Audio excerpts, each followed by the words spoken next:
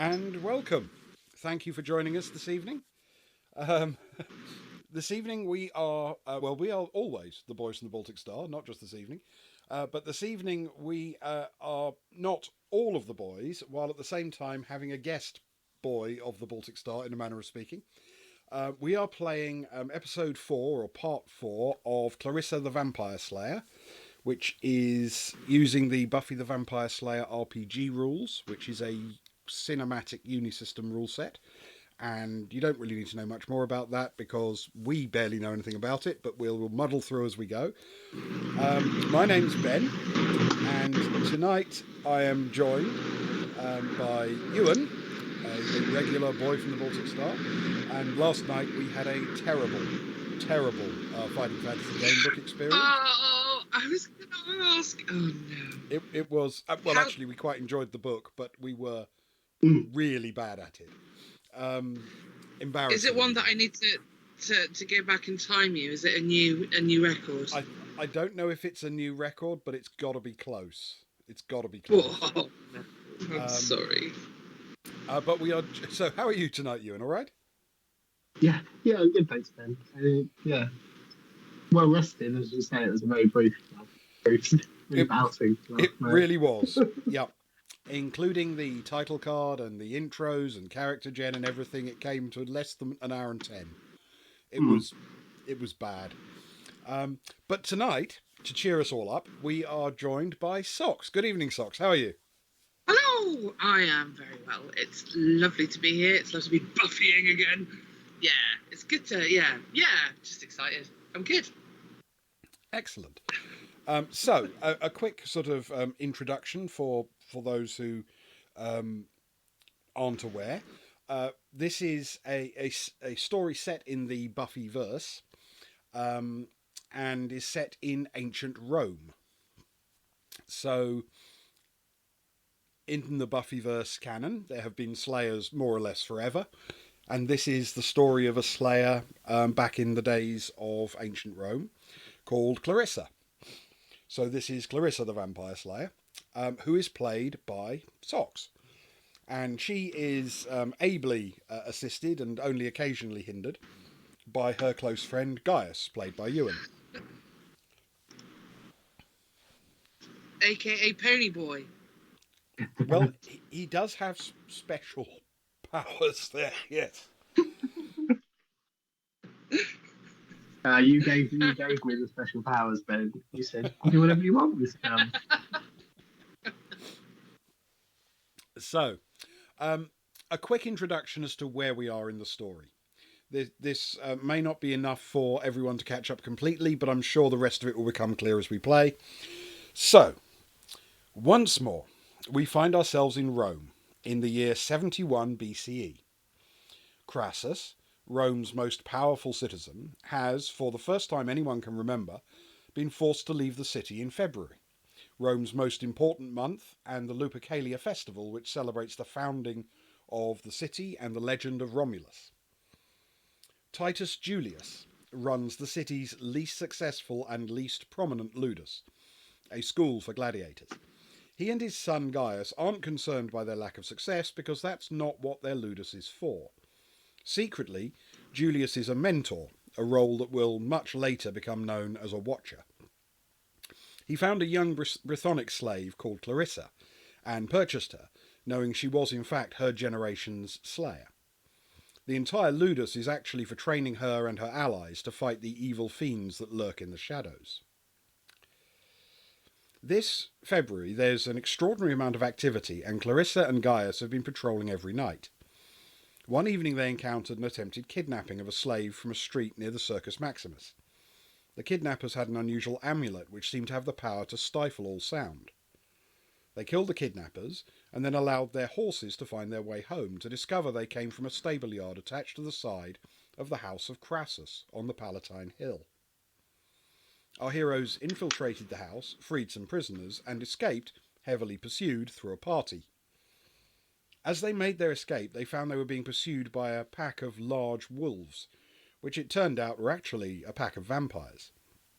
Using their collective talents, they defeated this threat and returned to the Forum, where they had a conversation with a priest of Vulcan, who seemed to be a fairly knowledgeable sort, and they also visited the Temple of Vesta. It turned out the priestesses there had a pretty good idea who Clarissa was, because a century earlier one of their number had been the Slayer. They were given a special stake, one that is essentially indestructible and causes additional damage when used on a vampire, something crafted by the former Slayer and left in trust for future girls. It now being morning, they discussed returning home but decided on one more trip in daylight to the Quirinal Hill to visit the Quirinal Shrine there, another of the possible places where nefarious doings might be happening. And that is where we resume our tale.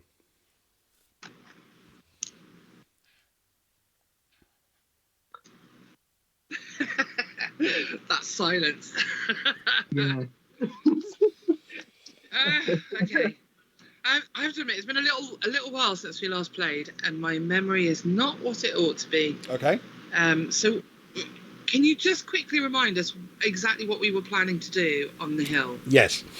A number of places have been mentioned to you associated with this Lupercalia festival.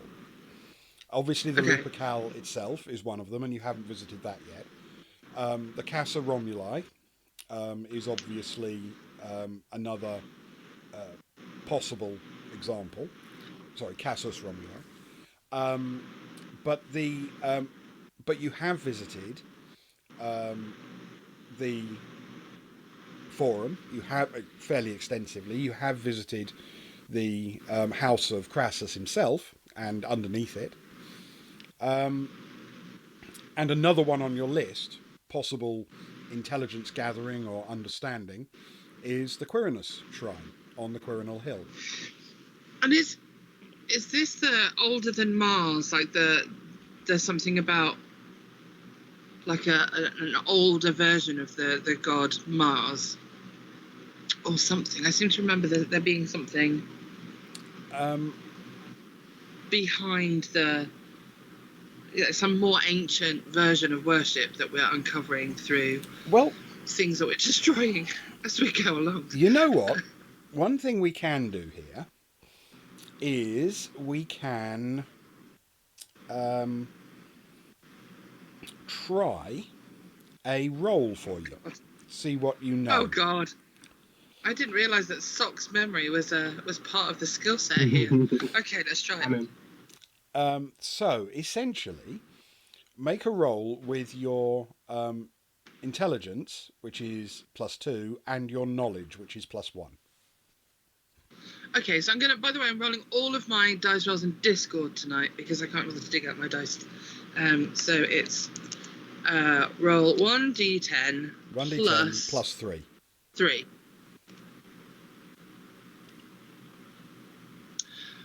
Guess who's forgotten the format for the rolling?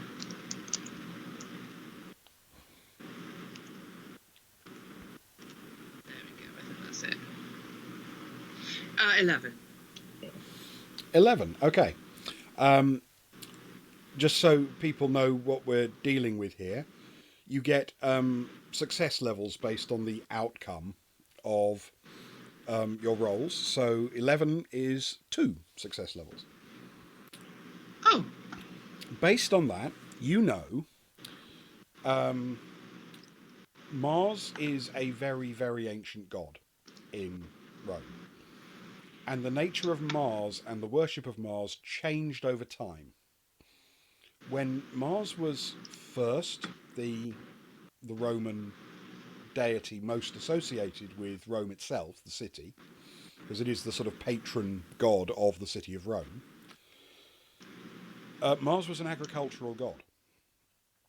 And Rome was founded on its agriculture. But over time, Rome changed in character, and not abandoning its god, Mars changed with it and slowly became a god of war. So Quirinus is one of the versions of Mars associated with Romulus, so an early Mars. And you therefore know that this shrine represents Mars as the traditional agricultural god, but also the ascent of Romulus to become the founder of the city. Before Romulus himself became a god, one of the expressions of Mars. Interesting. And we have uncovered. Well, we just. Sorry, I'm also trying to update the Discord. There we go. Just trying to understand what's taking us. So, is this on a tip off from the Temple of Vesta? They're like, oh, and by the way, go and look for. Because they gave us a prophecy. You will find something you need in a place, didn't they? They had a reference for you, but that was a different place. That was the Lupercal, where they hold the ceremony. Okay. It's the priestesses of Vesta who hold the ceremony there. The person who told you about the Quirinal and the fact that it is directly associated with wolves, something you just had dealings with, Right, yeah. was this oldish priest in the Temple of Vulcan. Well, oh, yeah. Vulcan priest.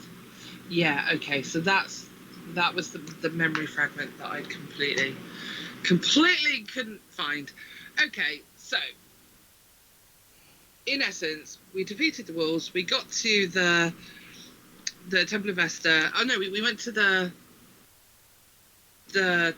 Vulcan temple. The old dude in there was like, "Oh, wolves? Yes, He saw something, didn't he? He witnessed something, and then told us, by the way, this is where that association is. And we're like, oh, cool, thanks, dude. And then we go off to the Temple of Vesta. They're all like, no, dude, you have to stay outside, but she can come in. And so in Clarissa went, oh, you're super special. Here, have this really cool weapon. Thanks so much, lady. And I'll go see the Lupercal. And then I'm like, hey, and by the way, let's go check out the Quirinal. Is that pretty much on the money? Yeah. You had a brief discussion about maybe heading home for some sleep before the night, but you decided to check out the Quirinal We're first. young and fabulous. Okay, nice. Right. Sorry, finally up to speed. I promise at some point I'm going to start taking notes in my games, but not today. No, I am taking notes. Okay, so Clarissa, friendly punches. I take it we're on the way to the Quirinal. So she kind of friendly punches. Sorry, Gaius. Is it Gaius? It's Gaius, right? Yep. It's Gaius. Friendly punches him on the shoulder and says, "Hey, do you want to see my special pokey thing?" Oh, careful! You're stronger than most of us. Yes. Yeah, look here, check it out. She kind of show. Is it like a dagger or a stake? It's a what stake. Is it exactly that she's? It's a stake. I mean, you'd think it'd be floppy because it's made of meat. I'm kidding. So she like shows him her pointy, stakey thing, and it's, to be fair, it looks pretty cool. It's not just a bit of wood. It's kind of shiny. It's clearly very old. It's got that almost stone-like quality that very, very old wood takes on. And she kind of hands it to him. I was like, "Here, look, that's what you get. You don't have one of these, do you?" Gaius holds open a jacket pocket lined with. Man, that's a nice jacket. And with stakes. I'm sure we picked up stakes. It's not a jacket, but the equivalent of. Ben, is there anything he can not divine, but he can get from this weapon? The nature of its awesomeness. I mean, under the circumstances, you can certainly make an occult check. If you'd like to. Yeah, let's do that. Okay. Your occultism is 7, and you can use your intelligence, which is 5. So it's D10 plus 12. Ooh. This is my plus 3. So a total of 18. 18. 18 total. Wow. Fantastic. That is a success level 5. Show off. No one likes Well, smart. it's very much his thing more than actual using of the stake. With your knowledge in this regard, you can divine that it is not intrinsically magical. There's nothing special about it that would make it a magic item. This is a weapon made by a slayer, and it is as perfectly weighted, balanced, and pointed a stake as you could possibly hope for. It was cut to exactly the right size to fit the slayer's hand perfectly. It is exactly the right length. It balances beautifully. And then it was hardened by heating the oils out of the wood to make it turn into almost like a piece of stone. It is an extremely well crafted weapon. He'll turn back to Clarissa and they'll say, "Well, there's nothing in it that makes it intrinsically magical." Yeah, but it's pretty. It was crafted by a slayer though, and as such, it's almost custom built for you. You should take care of this. The stake. The stake. It's funny you said that. It's a very rare I was going to use it to, she kind of looks at Gaius a bit more respectfully because he seems to. She forgets that sometimes he spent his entire life learning and preparing for her to come and do her thing, and occasionally he catches her off guard and she forgets to tease him. So she just takes the weapon and tucks it away and sort of gives him a respectful glance, really, before heading up towards the criminal. And then she sort of remembers that she's supposed to be a slave, and so she pauses and lets him go in front of her and clasps her hands in front of her and puts her eyes down and acts all submissive and demure again. Yeah, she's not particularly good at that. No. It's hard for slayers to not know that they're a big deal.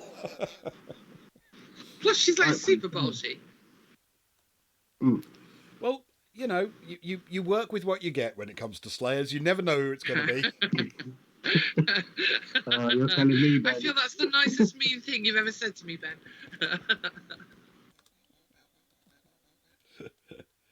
Yes, and that's that's just the game. That's the way it is, isn't it? But you start to make your way up the Quirinal Hill. It's like all of the Roman hills. It's noticeable when you get to it that you're definitely heading uphill. But equally, it isn't like some vast mountainside.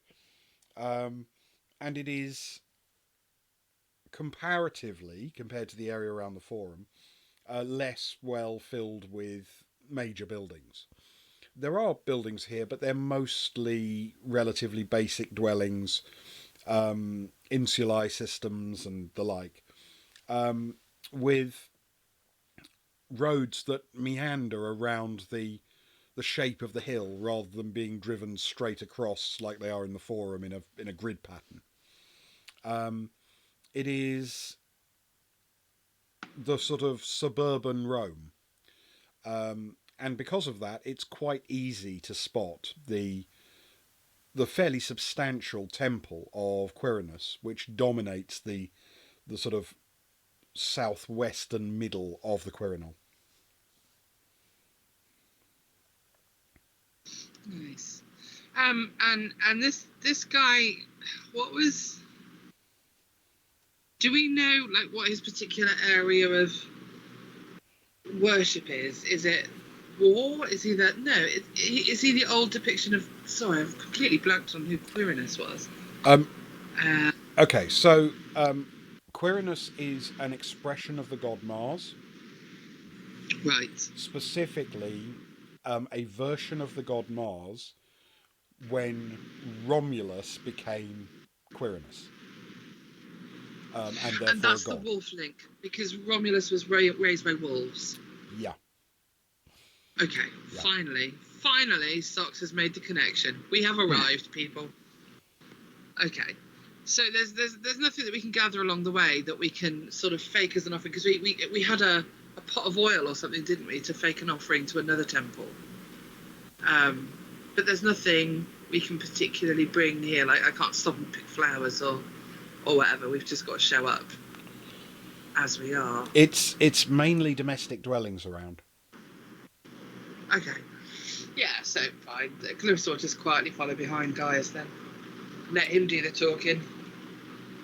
Okay. You always offer them your steak. Can you both roll a notice check for me, please, with intellect as you approach the with your intelligence? That's for Gaius +8, and for Clarissa +6. +6, okay. Sorry, my computer's being very slow. Mine's a 7 for 15. A total of 15. Okay. Mine is 13. Okay. As you approach the temple, you would actually both notice this on that success level, but Gaius actually spots it first. That the front entrance to this particular building, the temple shrine, faces vaguely sort of west-southwest, back towards the Palatine over the Forum. And you sort of glance over your shoulder to see what it faces. And it clearly faces the biggest building you can see in that direction, stands well above the Forum, and it is Crassus's house on the Palatine. Oh, It's directly in line with the front of the Quirinal shrine. And wait, if it faces west-southwest-ish, that means from the temple, the sun would set over Crassus's house. Pretty much. That's interesting. That's interesting. Huh. We share a knowing glance. We do indeed. Can guys have a quick little look around before we approach? Is there anything? I suppose, is there anything southeast of here? Any noticeable buildings southeast of here? Must have been what time of day? Immediate. You're sort of mid-morning, roughly. Okay, thanks. So immediately to the southeast of the temple itself, there are a few effectively blocks of flats in the Roman style, with people. Because it's mid-morning, there are people moving around, going in and out of them, wandering up and down streets.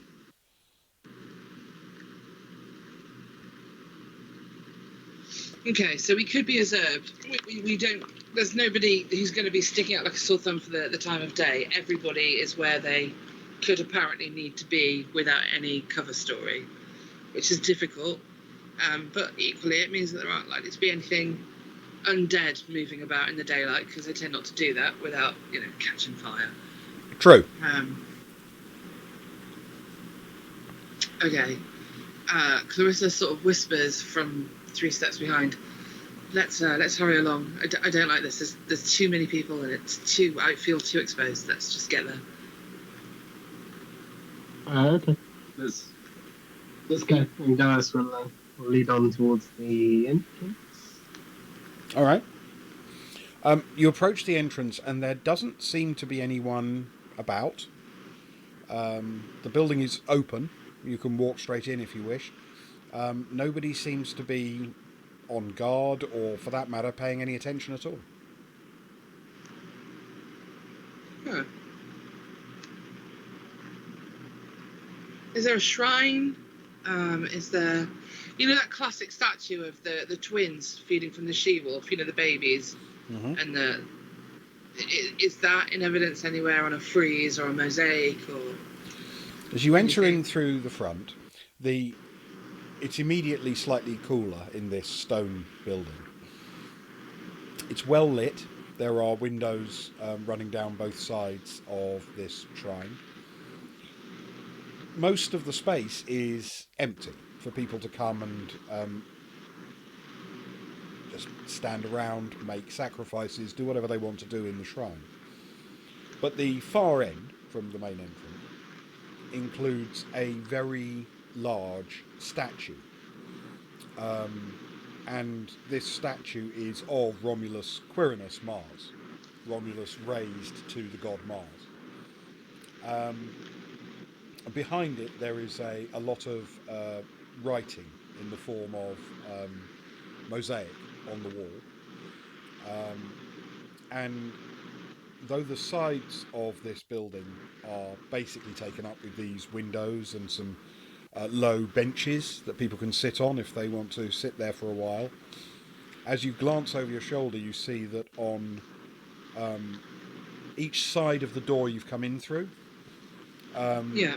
there is a mural, one on each side. And if you're looking for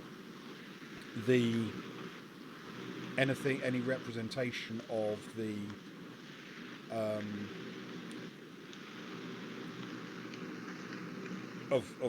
the she-wolf, then yes, there is one. It's on the right hand side of the door as you came in, so if you turn around and look at it on the left, but it's on the sorry, other way round, got myself confused there.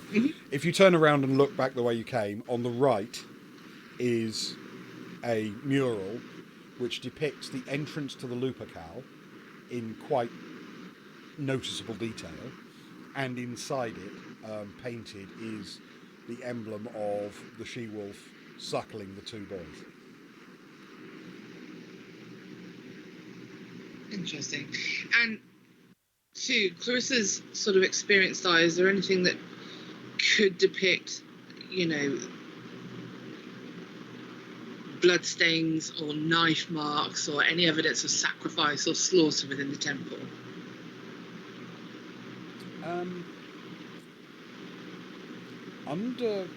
Because of exactly what you're thinking of in this regard, I'm going to suggest you can probably...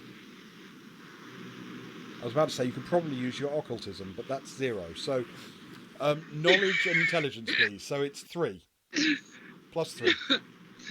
She's so good at looking at things. Okay, let me just make that roll.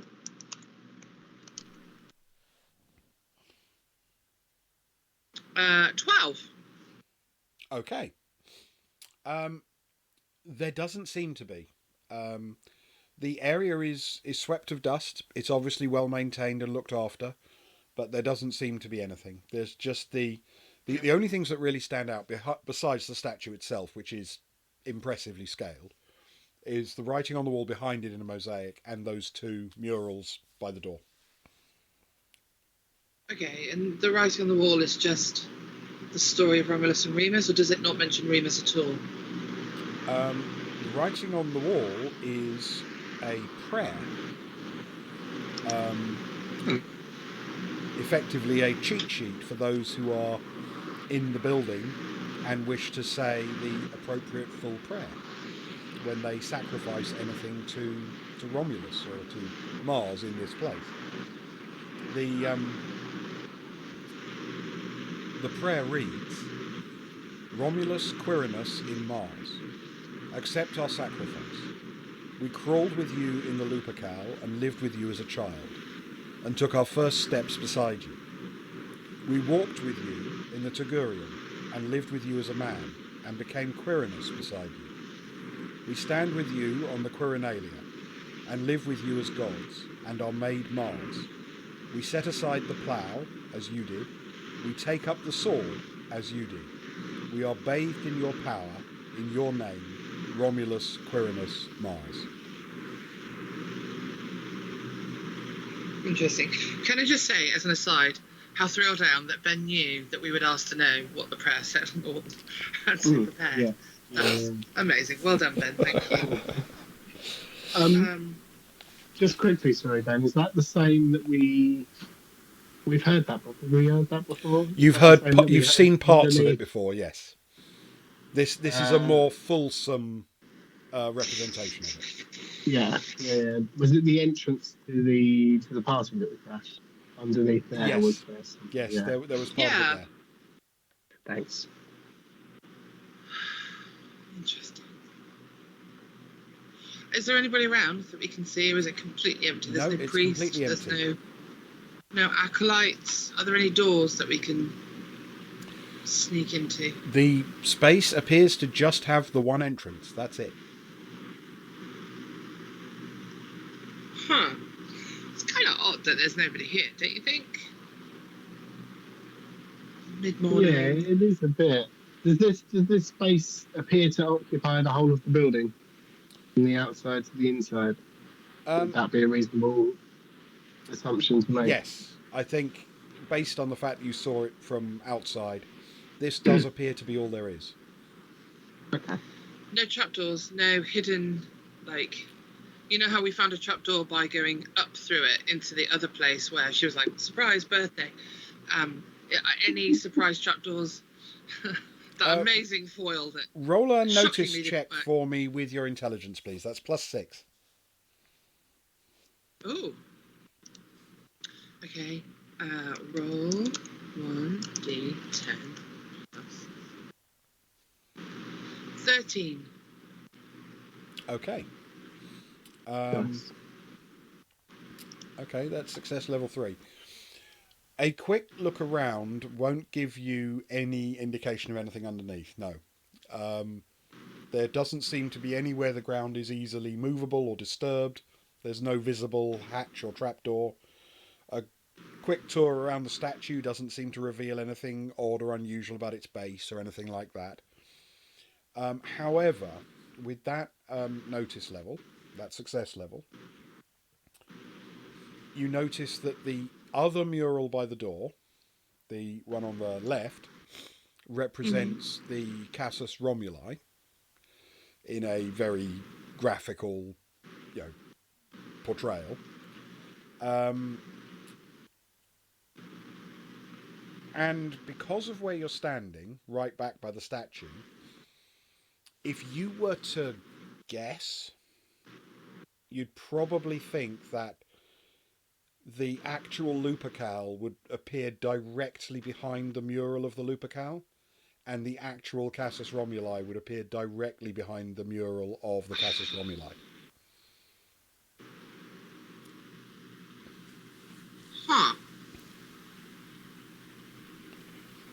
I mean, Clarissa's not entirely sure what it means, but she points all of that. She relays all of this that she notices, like from where she's standing. She's like, hey, if you look this way, behind that, and behind that, and isn't that kind of amazing that they built this temple so that you face through the murals? I mean, I don't know what it means. You might, because you've lived here your whole life, but isn't that curious? And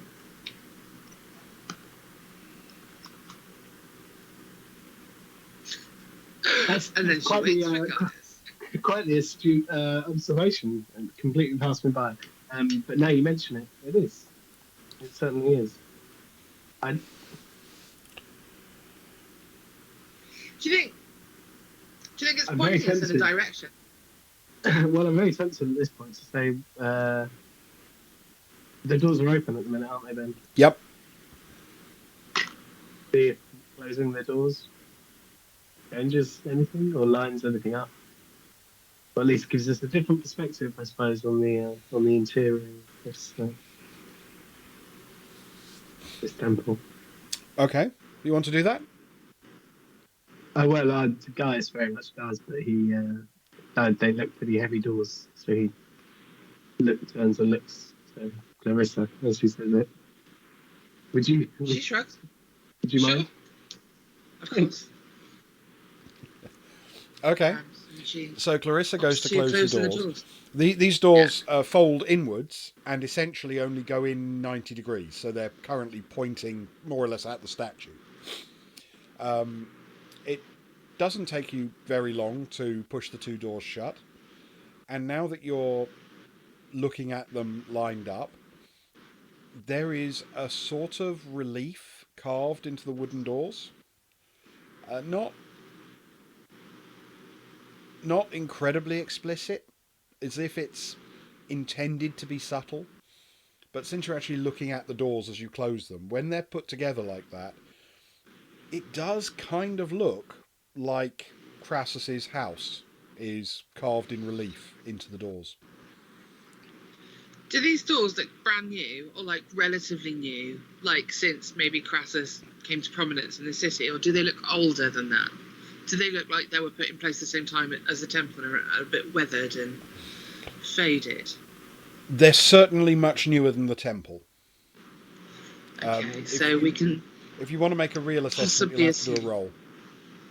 Yeah, let's try that. Let's just see. Another notice, +3. I would think a notice. You know what? You can probably have knowledge with this as well. So +5. Nice. 12. Okay. You can't really tell exactly how old they are, but they're probably newer than Crassus's house. Huh. Clarissa ponders this for a moment and then says to Gaius, I have a feeling that this temple is all about Crassus. I think those doors were put in by him to very discreetly show his followers where to find him.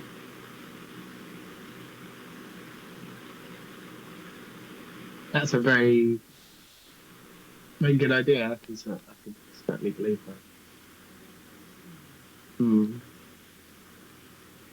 I'm also curious as to what happens if we start plotting these locations out on a map. I'm curious and worried.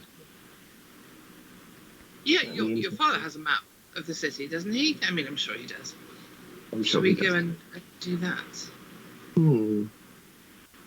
Ben, just quickly, just so I'm getting this right, are we saying that if we were to stand in a certain location and open the doors, that the relief in the doors would match up exactly with Crassus's house, like to scale? Yeah. If you were to stand, like it's a larger blown up. If you were to stand where the statue is, sorry about that. If you were to stand where the statue is, obviously you can't because there's a statue there. Then and those doors were closed. From that perspective, behind one of the murals would be the Casus Romuli, and that's the mural of the Casus Romuli. Behind another mural would be the Lupercal, and that's the mural of the Lupercal. And directly behind those closed doors would be Crassus's house. Gaius, it's not about his followers. Look, all of the points of view are aligned with the statue. So he's aligning himself with a god. This isn't about the priests or the followers. This is about that statue.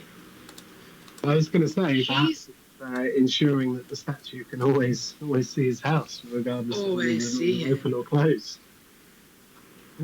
Oh, hello, Luke. Clarissa thinks this is at once kind of cool, because, on occasion she's also aligned herself with the gods, because she's pretty badass. But at the same time, what a dick. She's like, the more I know about this fella, the less I like him. Plus, anyway, why don't we go back to what if we stand where the statue is and look out, what's behind the statue? Because you'd think it would be out into the sticks, out nowhere, right on the edge of the city looking in, but I don't know. I wonder if there's something behind the statue as well, in the same way that we look towards Crassus's house. Should we go and ask your dad about it? Oh, Ben typed into the wrong window. We all got excited. It was my bad. Sorry about that. Anyway. Yes, that seems like a good. I think we've possibly exhausted all avenues of inquiry here. So, and Crassus's house is on the Palatine Hill. Yes.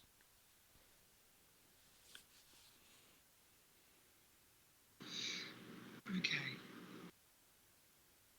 So there's no way at all that when we draw this all out on a map, it's going to make like a penis shape, which I find weirdly disappointing.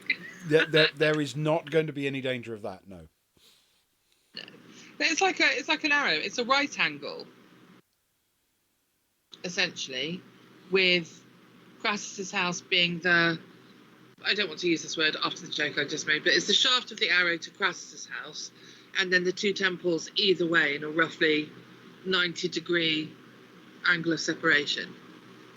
Not exactly. They are not equidistant, if you see what I mean. Okay. The Lupercal is the far side of the Palatine. Oh, I see. Oh, in that case, it's even more specific because Romans love symmetry, and this is an asymmetrical map. Yeah. So the Lupercal is the far side of the Palatine from where you are, sort of on the top left of it. Sorry, the northwest of it, and the Casus Romuli is on the southeast of it.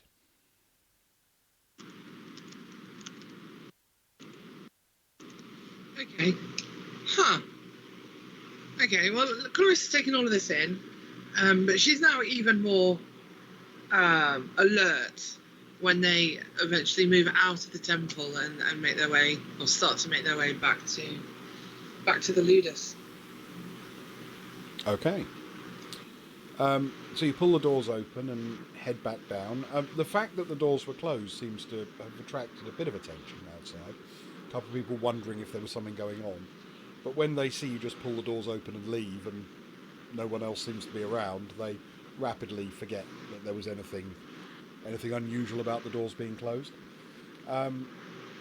As you leave, you do in fact see one or two people coming up towards the shrine, as if they're going to go and take a moment to utter a prayer or whatever.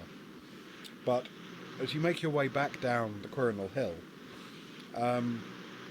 and towards the Forum, you've got maybe as much as an hour's walk to get back to the Ludus.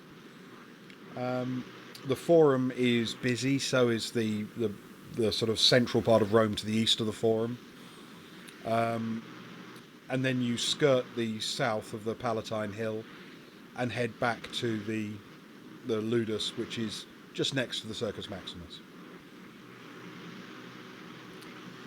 On arriving back there, you find that it is, everyone is up and about.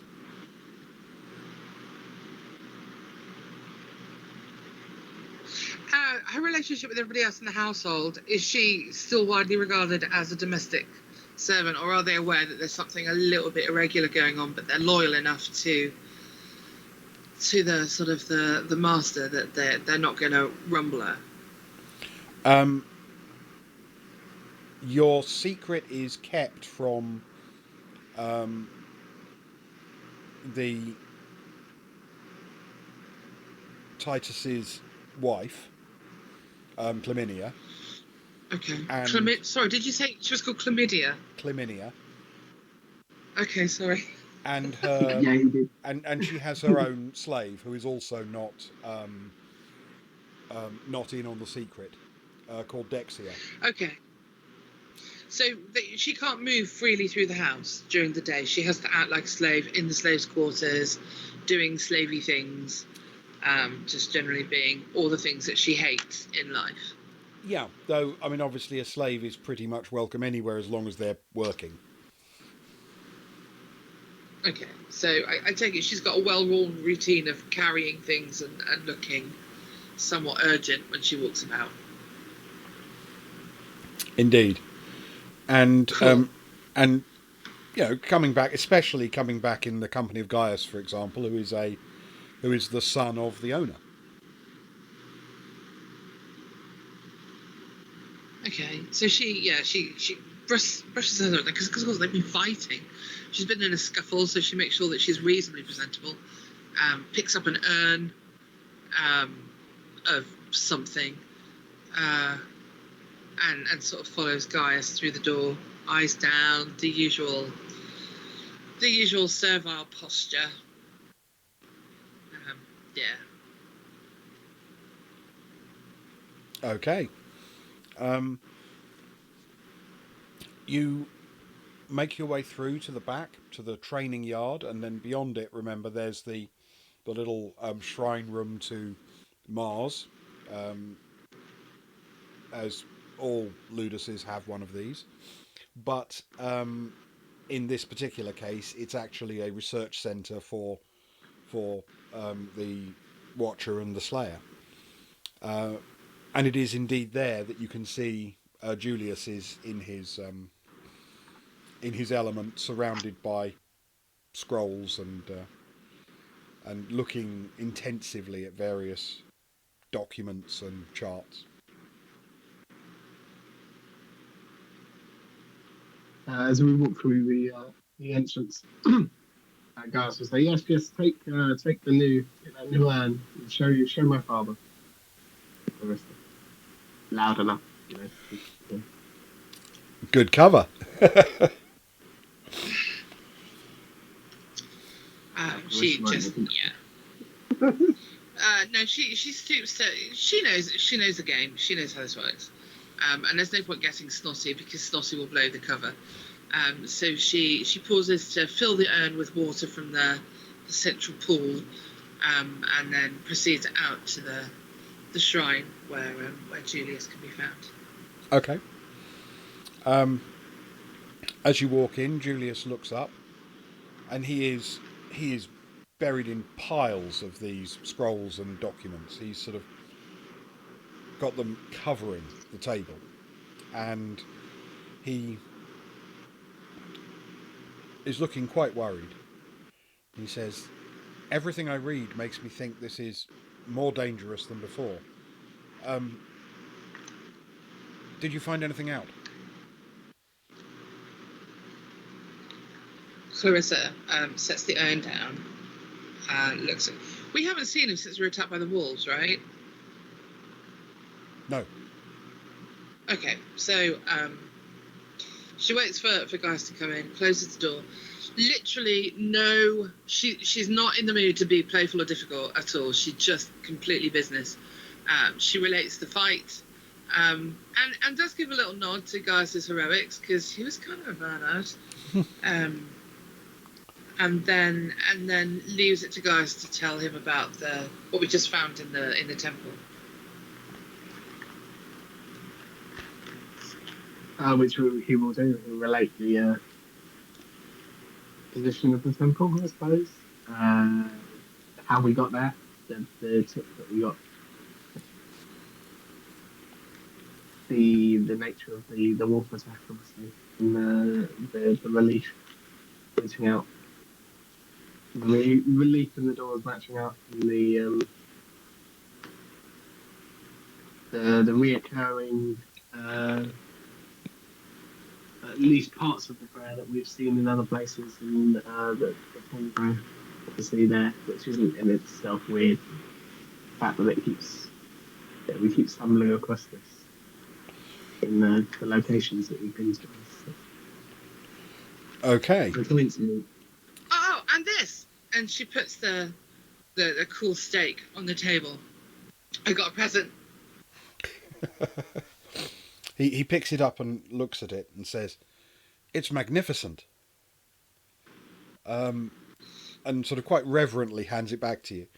And then he says to Gaius, "Right.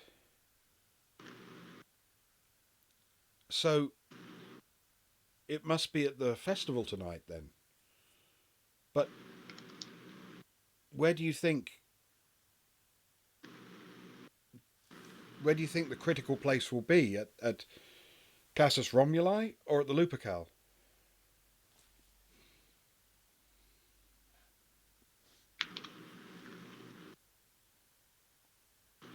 Well, Clarissa that is waits. that is the question, Barbara. Um,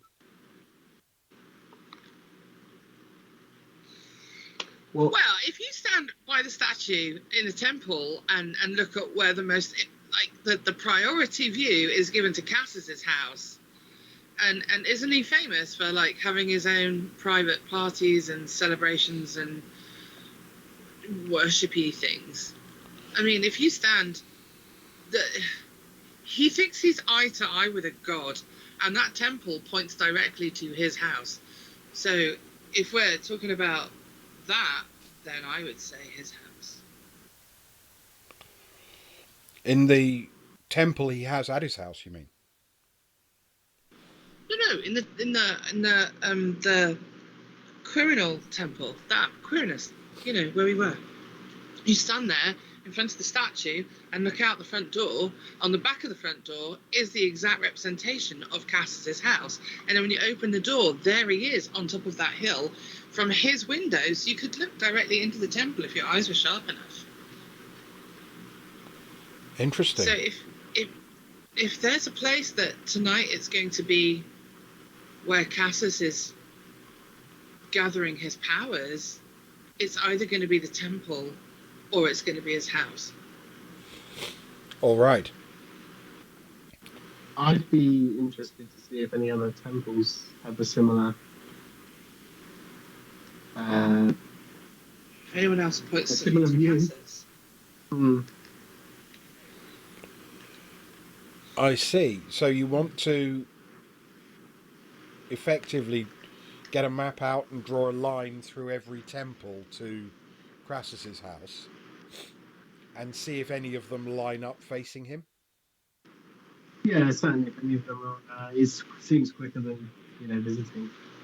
I suppose we could narrow down potentially the ones that would be linked to this, but it seems quicker to do it that way rather than visit them all. Okay. All right.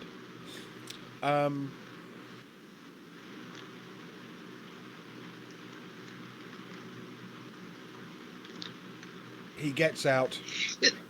He gets out a map and spreads it out across the table, and gets out some rulers and starts to draw lines, literally through the middle of each temple, and through the centre of Crassus's house.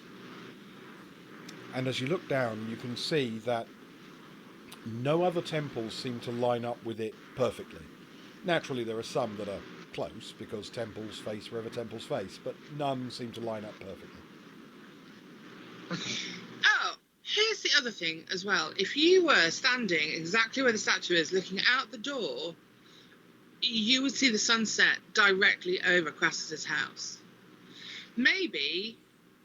Okay, so you know how some people align their temples along like the east-west line so that the sun always sets over the how they do that? I don't know, where I used to live, for example, they like to align them with the setting sun. So on the longest night of the year, the sun sets along that east-west line.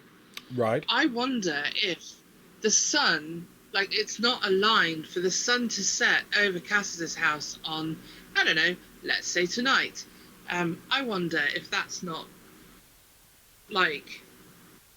she's really struggling because this is really beyond her pay grade. But she's trying to put a thought together that eventually comes out as a direction in time as well as on the map. Gotcha. Okay.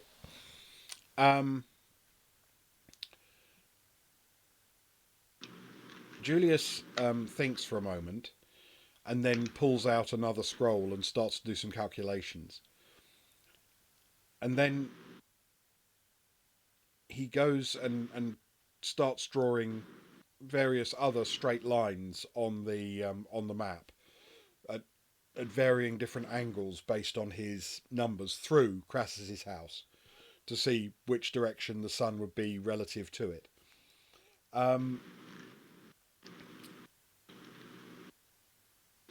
Clarissa gives up trying to think about any more of this and goes to introduce her new Stabby McStab to all the rest of her fun vampire toys. Okay. And then sort of goes to her training chest and starts just stretching, because she's still a bit cranky from the fight, so she's stretching out a bit and limbering and just taking care of herself, doing like her post-fight stuff.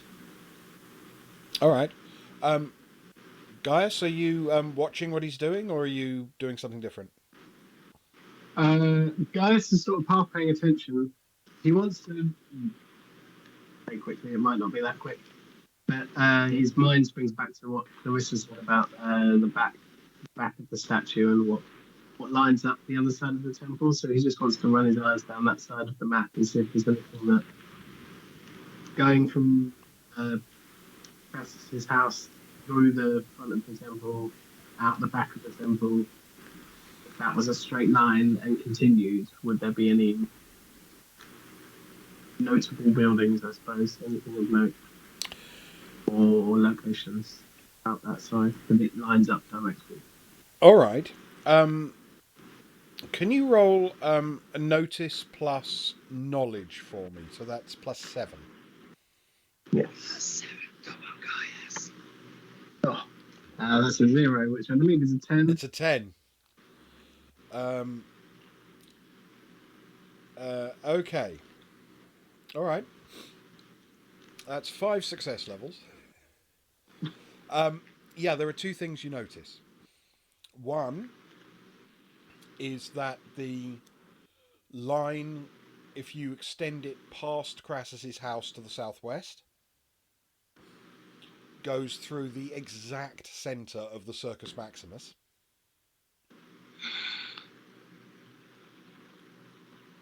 Something that means Crassus must have chosen the location for his house very carefully indeed. And one of the lines going through Crassus's house, there is a perfectly straight line that runs through both the Lupercal and the Casus Romuli.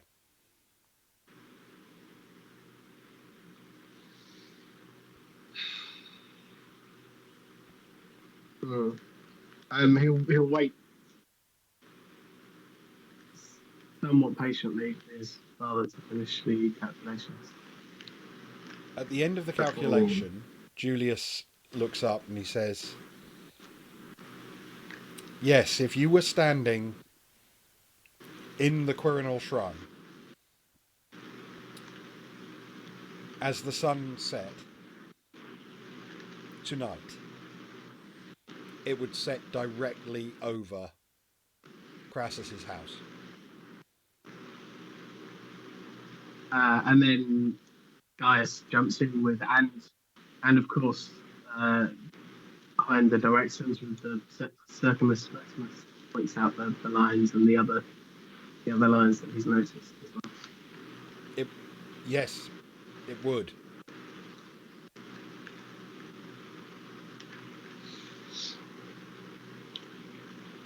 And then he points out something else and says, and though the Temple of Mars in the Forum actually faces south, that line also goes through the centre of that temple.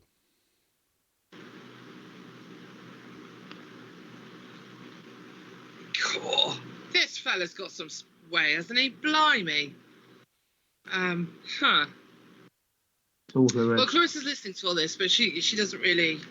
She's just letting her mind rumble for a little while and sort of processing it all. I hate to say it. I hate to say it, but it feels as though there's always too many options. The location. What? Sorry, Ben. An out of character question. What exactly is the festival tonight? The festival tonight is the Lupercalia. And that's about fighting? Is that going to take place in the Circus Maximus? No, it's going to take place at the Lupercal, and it's going to be presided over by the Vestal Virgins. It's their big night of the year. They will head to the Lupercal. And where's the Lupercal? On which hill? I'm sorry, I forgot. It's on the side of the Palatine.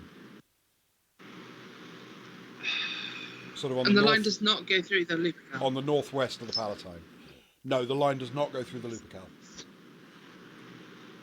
Okay. But the Lupercal's not that far from Cassis's house. No. So, I mean, you'll have seen this festival a couple of times before, I'm sure. Mm. The from noon today, the Lupercal, which is normally open for people to sort of come and visit, will be closed, and the priestesses of Vesta will be in charge of it. And then this evening, there will be a big festival to celebrate the life and legacy of Romulus. The Lupercal being traditionally the cave in which the wolf took care of Romulus and Remus. Do you know, sorry, back in character again. She processes that. She says out loud, this is all about Romulus in the cave. So this will be when Romulus was a baby, having been raised by the wolf, and he's yet to become Mars. So he hasn't ascended to godhood yet. And all things pointing towards Cassis's house on the night that we celebrate Romulus becoming a god, and Cassis's house faces the statue of the boy. Do we think Cassis imagines he's going to become a god tonight?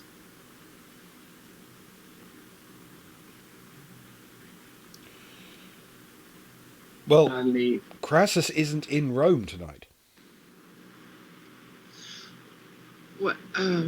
He's fighting somewhere, isn't he? Yeah, he's off in the south of Italy fighting a war. I mean, that's what we've been told. Yeah. But given he's not home, there's an awful lot of activity around his place.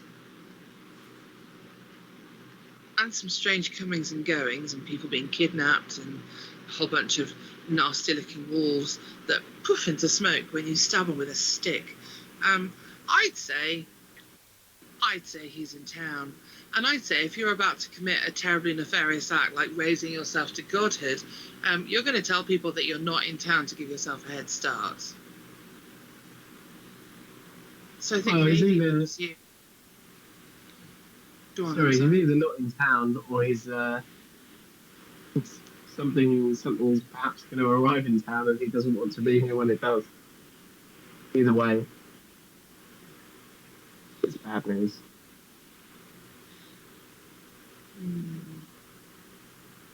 She's looking at Julia. She's a smart girl, but this is just beyond her. She just doesn't have the knowledge required to put together the thoughts that she's sort of having. Yeah. Which are essentially let's proceed on the assumption that he is in town, but she just doesn't know how to tie it all together into some kind of logical argument. So she's just looking to her watch for guidance now. Okay.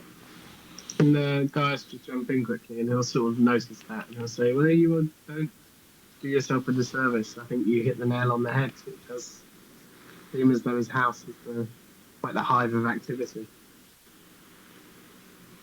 Perhaps and horses. Perhaps that's where we need to be."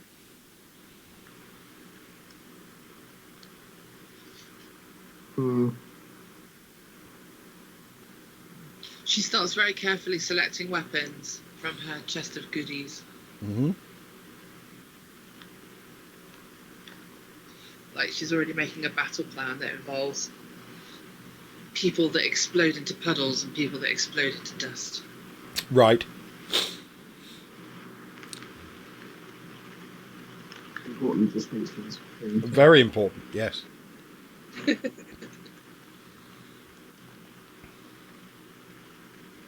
Well, what do we do between now and then? Well, you've been up all night, remember, so you could use some sleep, I'm sure. Pretty tired. Yeah. Slayers don't sleep. Only with the window open so brooding men can come through and snog them in the middle of the night. Angel. No. It's a little bit before his time, I think. Only a smidge. Okay. Well, she's going to have to go in shadow box for a little while because she's still a little bit fired up and her brain is all like, rah. So she's gonna go and kick some practice dummies and break some things Okay. for a little bit. And just get herself ready and in the mind for a fight, because she's aware that if they sleep now, then they're still going to have to eat and then probably leave pretty soon. What time does everything start? So it's what, about midday-ish now, so the temple, the Lupercal, will be closing about now. The Lupercal will very shortly be closing, yes. And the priestesses...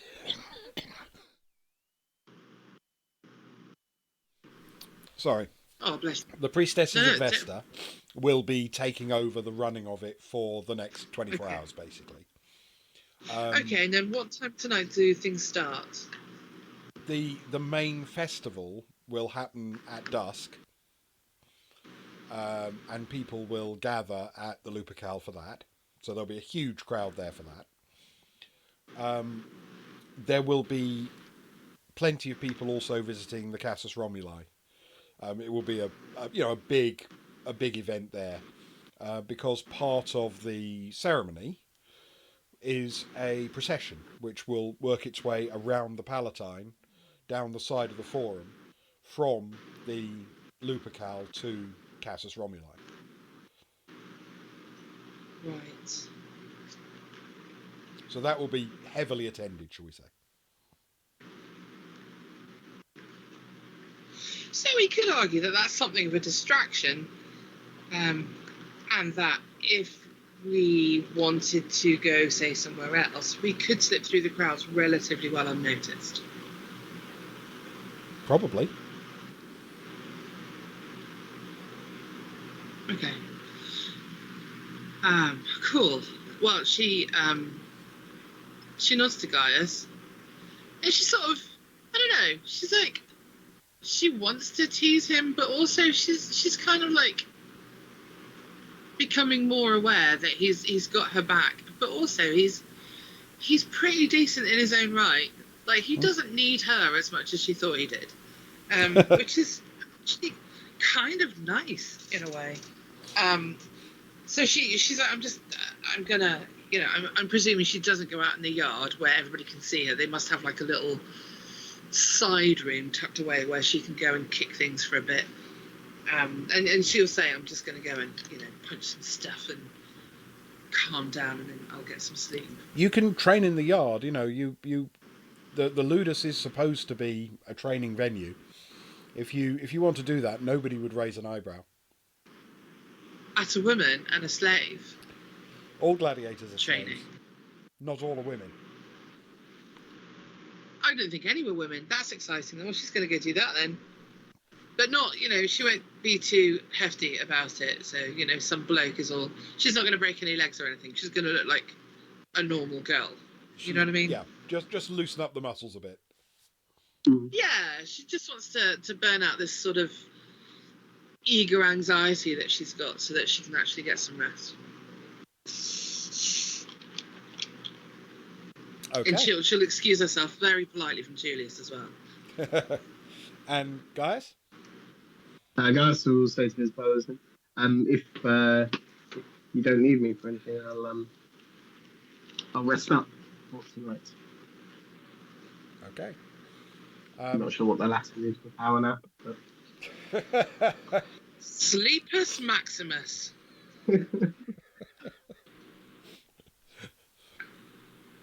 Power nap. Felix Nappus. Something somnia, but I can't remember. Yes,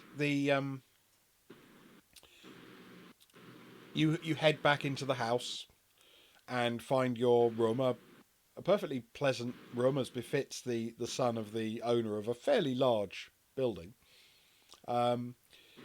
Yours actually is at the back of the house, overlooking the training yard for obvious reasons, because you're heavily involved in the Slayerette life. So naturally, your room will be that side of the house. Ewan's a Slayerette. Indeed. And as a consequence, you get to sort of get ready for your rest. to the sight and sound of Clarissa going through her drills and loosening up some muscles before she too heads into the house, to her little cot in the slaves' quarters at the rear of the building. A room she shares with Dexia, the slave of the mistress of the house. Dexia, of course, isn't there because it's daytime and she's working. She's doing her job. Yeah, Yeah. but you crawl into your own cot and catch some sleep for a bit. And as you do that, we will take a quick break. Very good. Nice. No, brother. Cool. We're gonna actually execute a plan then. Woohoo! This is A exciting. plan. I feel good about Yeah. this plan. A man, a plan, a canal, Panama. Very Don't good forget, palindrome. You've got the poison, so put it in the water. Hey, easy. None of that, thanks. All right. I blame my captain for that one. Of course. Yeah. Fair. Yes. Excellent. Right. We will take a sort of 5 or 10 minute break and be back for the second Lovely. half of part 4.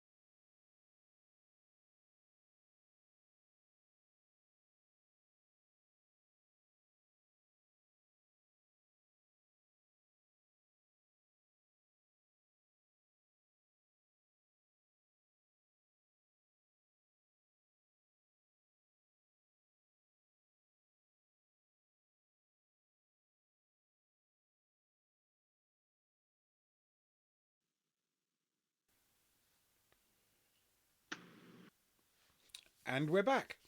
Thank you for staying with us, or fast forwarding through that part on VOD. Um, we rejoin our heroes as they wake after their power nap. It's now mid-afternoon. You have a couple of hours before dusk, if you want to use that. And at dusk, the procession will begin from the Lupercal to the Casus Romuli to celebrate the life and coming of age of Romulus.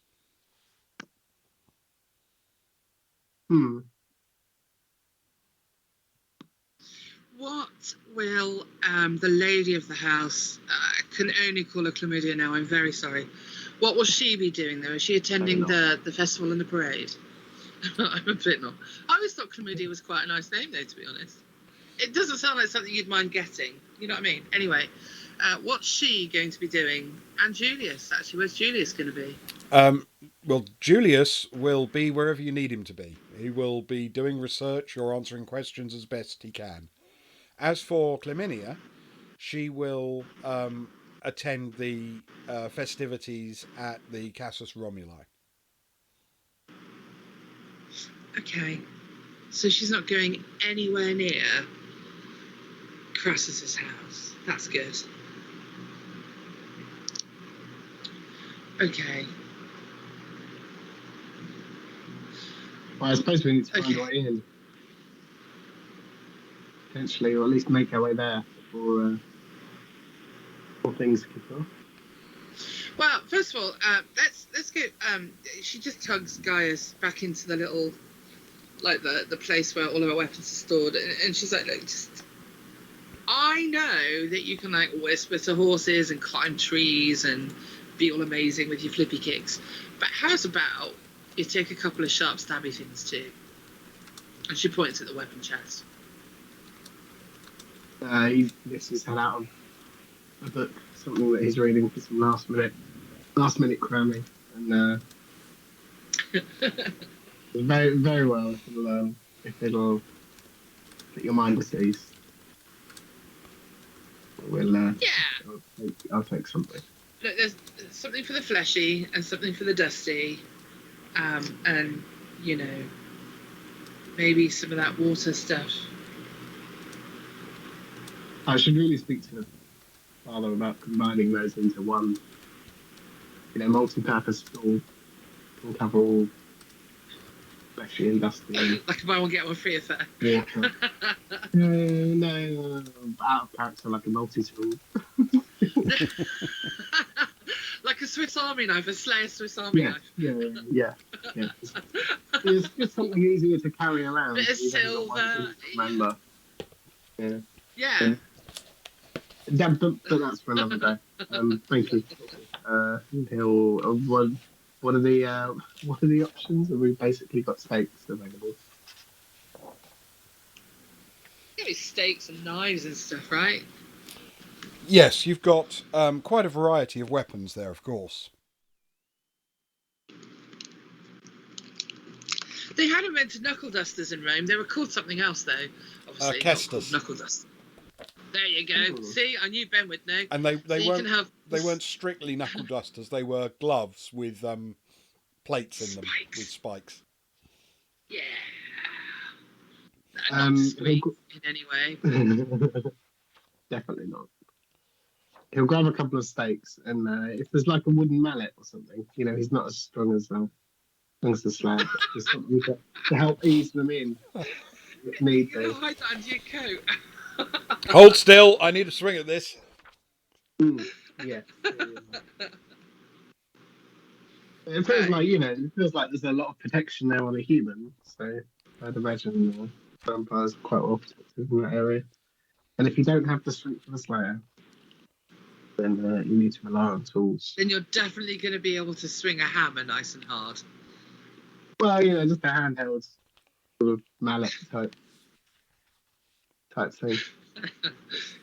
Clarissa just looks at the very reasonable dagger that she's offering him and watches him completely ignore it and pick up the giant mallet instead, and sort of rolls her eyes.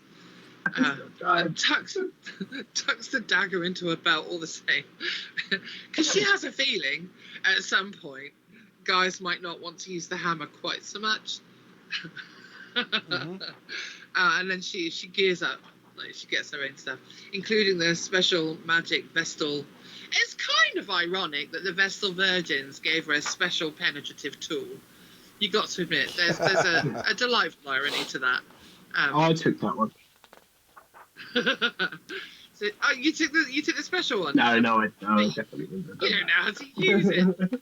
No, I don't. So she takes that, and she makes sure that if she has to grab something in a hurry, that's the first thing that she's able to get to, and she's very careful with the placement, so it's all very natural. And in a pinch, she knows where. I mean, she's highly trained, but she knows where everything is anyway.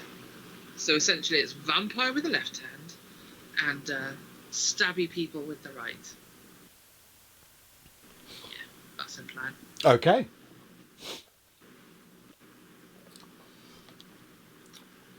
And then after the getting weapons montage and the rock music plays, she does that heroic close up.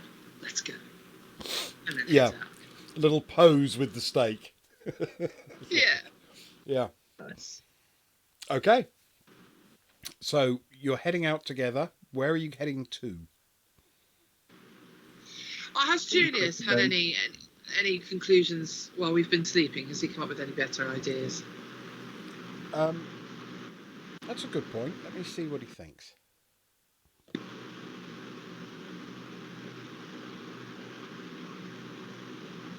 All right. He says,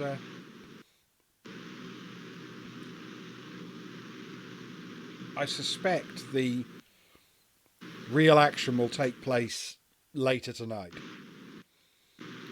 when the crowds are all gathered around the procession. I can't imagine anything really bad going down there. So I would watch to see what any bad guys you can find are doing. Follow them. See where they take you.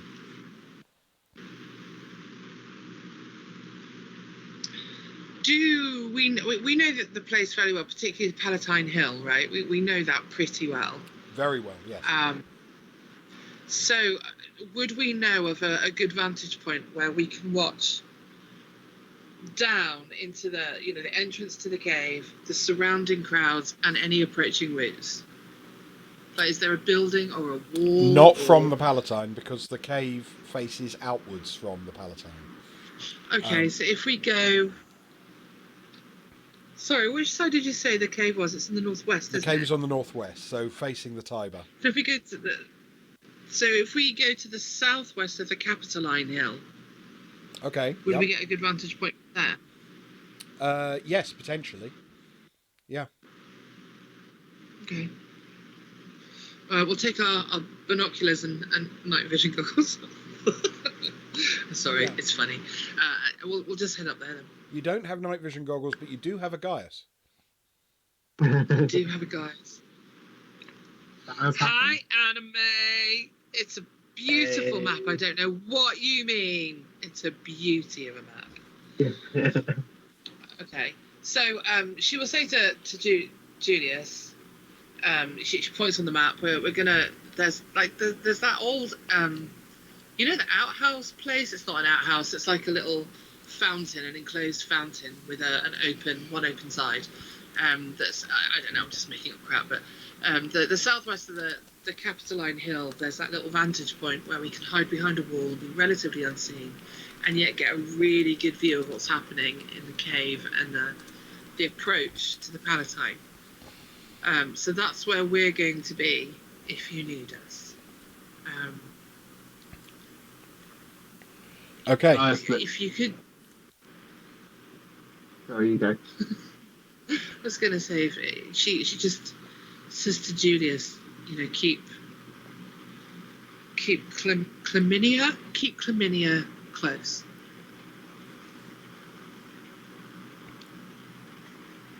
I will. And Gaius looks She, at Clarissa and says, "It worries me that you can mistake an outhouse for a fountain."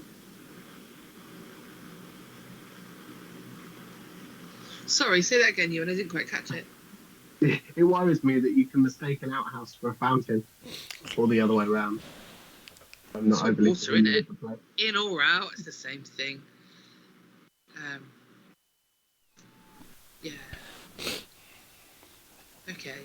And I take it Gaius and her moving through the city, we're not going to catch any kind of attention because everybody's out and about. The city is heaving with people. Yes. Everywhere you look, there are crowds milling about. Those who are quite focused on the sort of ritual aspects of the evening are a bit more somber, but it's also a bit of a party atmosphere for lots of people. They're out looking forward to just that sense of everybody spilling out onto the streets all at once and being together in community. I mean, from what I read, just as a player, it sounds like it got to be a little bit hedonistic and almost out of control. It certainly can, yeah. Cool. All right, so she waits for Gaius to indicate that he's ready, and because of course she still has to play the role of servant, even though it's busy, so she'll wait for him to lead the way. It's well that the two of you are travelling together because there's a lot of boisterousness on the streets, and either one of you could have ended up being surrounded by a group of people who wanted to invite you to join their party. But because there's two of you travelling clearly with purpose in a specific direction, most people leave you alone as you travel. You head pretty much due north, circling the western side of the Palatine between the Circus Maximus and the hill. And as you head north of the circus, you find off to your right there is an enormous crowd gathering. They've completely obscured the actual view of the events at the Lupercal itself because there are thousands of people there in a big crowd milling about. There's street food and a bit of music playing here and there. People are... It's a party atmosphere. Some people are frowning a bit because they were hoping for a slightly more religious experience, but it's at this time of the evening at least it's very much a party. And you make your way off to the point where you can indeed see the beginning of the procession, just to the sort of southwest of the Capitoline, northwest of the Palatine, and you can indeed see exactly that. There is at this time still a huge number of people milling about, but you'll be able to sense when the procession's about to begin very easily because things will calm down and they'll start to focus on that instead of catching up with old friends and drinking and eating. And from our vantage point, is it fair to say that we've got a bit of an eye on Cassis's house as well? I'm just trying to draw a line again to see you might be able to catch the very top of the building by sight, but it's not really in an ideal location for you to see from this side. Okay. So we can't... No road, no approach from where he lives to that's troublesome. Not directly, no. Okay. Can we get higher? Is there a higher vantage point from here? You could climb the Capitoline. She looks to Gaius and says, "Hey, we could climb the Capitoline." What are we talking time-wise here, Ben, for us to get from both somewhere higher up and where we are currently situated to the cave that we're trying to keep an eye on? Because the cave faces directly towards the Tiber, if you climb the Capitoline, you'd be able to see it, but not into it. Yeah. But roughly how long would it take us to get there on foot? The Capitoline is fairly steep in places, but it's not big.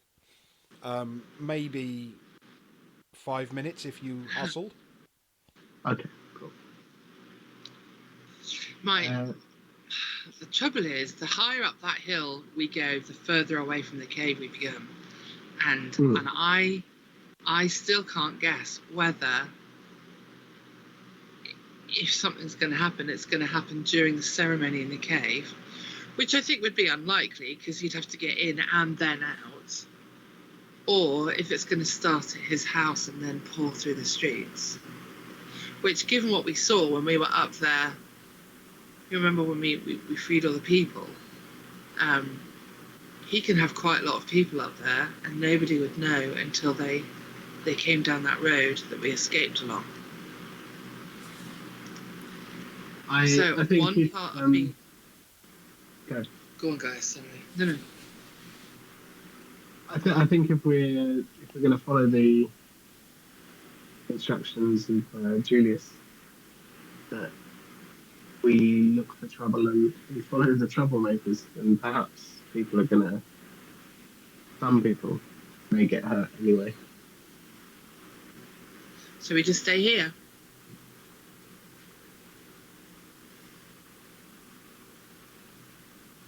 No, I don't. Well, I'm up for getting a better vantage point, if that's what you're after. That's okay.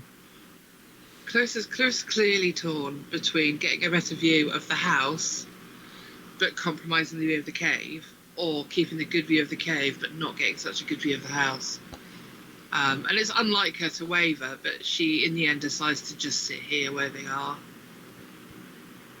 Okay. So you're staying close to the Lupercal. Yeah, with a good view of the crowd, we can just see more. And the road that we escaped along earlier, Yep. does that, the exit for that road that goes up the Palatine to Cass's house, is that within view or is that around the other side? That's the other side. That leads to the Forum.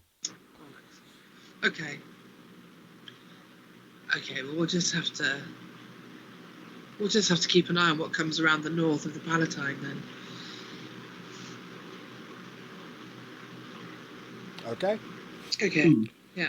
So you settle in to watch, quite relaxed.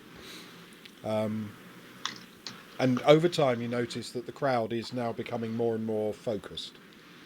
The hubbub is dying down a little bit. And then you see almost a hush fall over it. And the last dying true sunlight is now illuminating only the top of the Palatine Hill. And it's at that point... One building in particular. And it's at that moment that you see the crowd begin to shift, almost as if it's moving like a murmuration of starlings moving together. And as it parts, through the crowd comes this procession of the priestesses of Vesta, and they are bearing a large flat bier between them, on which burns quite a substantial flame. And they proceed to carry it quite slowly and processionally, sort of northeast towards the gap between the Capitoline and the Palatine. And the crowd parts to let them go, and then as they continue, starts to fall in line behind them. So you can join in or stand back, and you can decide more or less how far back you want to be.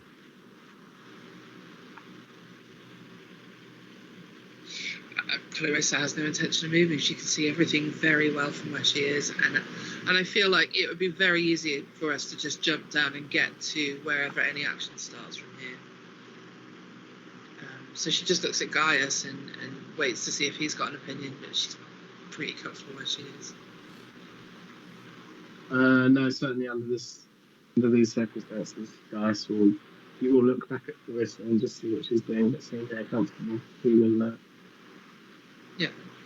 He will So be she happy. just kind of stretches to keep herself limber, make sure she pats where she's got her weapons stashed, just to make sure that she's still got everything fresh in her mind. So she's getting ready for things to kick off, but she's not like, right about to jump into things. You can just see that she's just staying prepared. Okay. The procession begins to wind its way around the north of the Palatine Hill, and then sets off to turn south and east, down towards the centre of the forum. So if you stay where you are, it will disappear around the hill effectively from where you are. Oh, well, that's no fun.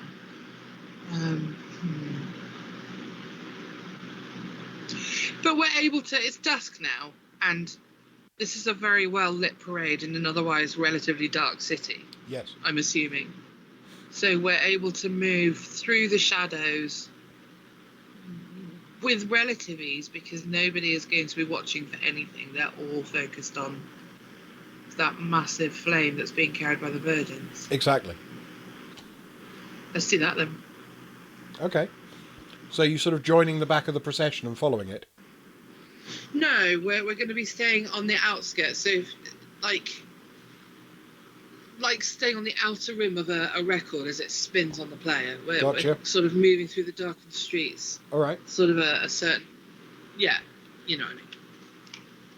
Yes, gotcha. So you shepherd its sort of northern flank as it starts to make its turn, and then as the core of the group wanders down the side of the forum, you're again off to its flank, so you're sort of cutting through the forum and between the various temple buildings. Yes. The temple buildings in the forum are generally very well lit tonight, and their various staff associated with each deity, various priests and priestesses as required, are holding vigil outside their temples, watching the procession go past. And it's not uncommon at all for you to see other people wandering through the forum, coming across the city to join the procession or to watch it. So it's a busy evening in the city. About halfway down the forum, a bit more than that, the procession comes to a stop, literally alongside the Temple of Vesta. And the priestesses stand there for a few moments uttering some prayers. And then a couple of other priestesses come out of the temple and join the procession with them. And then it continues to the south. Following again the line of the Palatine Hill, all the way down towards Casus Romuli. And if you're staying outside it, you'll still be cutting through the forum until it gets there, because the Casus Romuli is just off the bottom left corner of the forum, basically. Yes. Okay. Yeah, and we're keeping an eye out for anything that resembles things that we've already seen. So, those bizarre robes that the guys who are committing the kidnapping were wearing. Anything that doesn't sound right or indeed sound of anything at all. Maybe gaps in the light or darkness, shadows that fall weirdly. Just your general occult shit. Okay. People I'll tell you taking what then. wolves out for walks, that sort of thing. Yeah. Yeah. Big Well, dogs that make no sound. under that circumstance, I think I'm going to ask you to make a notice check for me, please. Oh, no. Okay. With Yeah, I think you can have your 3 for perception for this. So 7, please. Plus 7. Oh, 1d10 plus 7. Nice. 16! Come on! 16. Oh, good. Yeah, 16 is 4 success levels. Okay, You see everything. so Slack um, time. there is one thing. It's not exactly something you notice. It's more something that just seems odd to you. Your experience would be that if you gathered together this many people in the city of Rome, there would be evildoers. You would have spotted in a crowd this big at night a vampire. You would have spotted some kind of evil creature or something skulking in a dark corner and hiding in the shadows. And yet, there doesn't seem to be anything like that. Even worse. I mean, yeah. Clarissa's like, does this seem like it's weirdly safe to you? Like, there's nothing happening. There's nothing. There's nobody skulking. There's nobody. I mean, we are the only people keeping to the shadows here. Everybody else is out in the open, in the light, basking in safety. Where are, like, do you remember, like, that other festival we did where, like, literally every street had somebody that was doing something nasty? And yet, look, we've been watching this parade the whole time, and it's completely safe. And I mean, yay, safe, but where are they all? Where are all of the nasties? Where are they? But now you mention it, especially considering the heightened activity in recent times. Yeah. I am right in saying that, aren't I, Ben? Yes, That this things is a very, moving very much busy more time for exactly that. players. Yeah. It seems weird. It seems weird, as you say. Previous festivities been right, but Where are they? She seems really concerned, because this feels a lot like a fish in a barrel sort of situation. Or, I mean, if she had any experience of it, it would be that moment that the tide draws out before the tidal wave hits. Yeah, I know what you mean. She's getting quite agitated now. Like her senses are tingling, her Slayer senses are going off. She feels like there should be something to fight, and it's really odd, like almost dangerously so, that there's nothing around. And she sort of glances back up to the Temple of Quirinus, just to see if there's anything. Because from where they are at the bottom of the forum, oh no, they probably wouldn't be able to see up that far actually. But You from where they probably are, they might be able to... you wouldn't be able to see Oh. consistently, but you would be able to see occasionally when you were at the relevant gap in a building, so to speak. So can we do that then? Can we get to a point where we can see the temple and see if there's anything there, if it's lit, if there's people outside, if there's anything coming out of it? But also, how are we for looking... Well, we're not going to be able to see Crassus's house, but no, we've gone past the road as well, haven't we? Mm-hmm. She says to Gaius, we're in the wrong place. Nothing's going to happen here. Nothing's going to happen at the procession. We need to get to whatever's going to happen before it arrives. And I don't know if that's going to be coming out of the temple or coming from Crassus's house. Okay. The if you glance up towards the Quirinal, obviously it's dark. There doesn't appear to be any noticeable light there of any note. You can see an occasional light in a building, you understand, but nothing that catches your eye. No indication of a bunch of nasties moving with stealth. Nothing that stands out, no. Okay. Can Gaius cast a spell? Yes, you certainly can. What kind of spell would he Magic like to cast?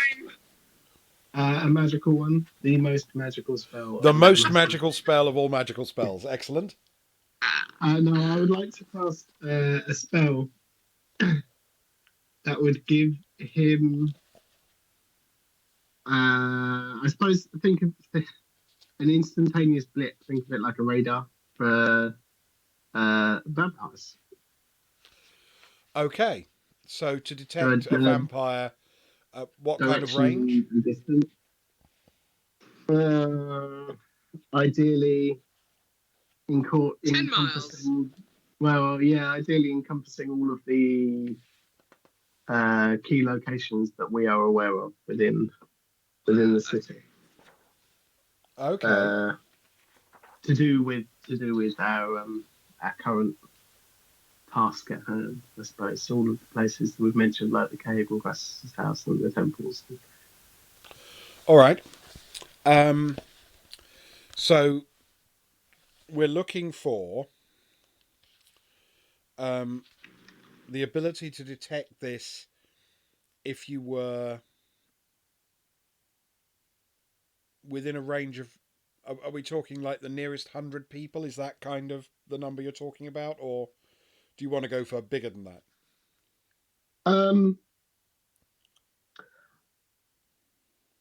Possibly bigger. I think he's looking to get basically a direction, maybe in the distance. Which way do we need to head to get to? You're thinking literally a radar in a centre of a circle. Cool. Vampires. Oh my god. Where is the evil in this? Okay. All right. Well, that's in terms of the construction of the spell. That's a minor effect since it's only giving you information.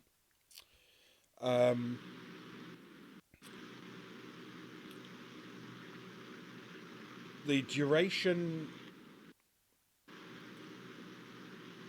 you could set it to basically last for the whole day.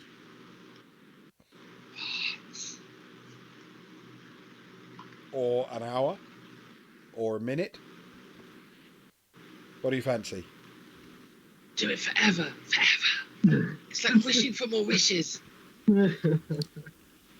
Whilst I am very tempted,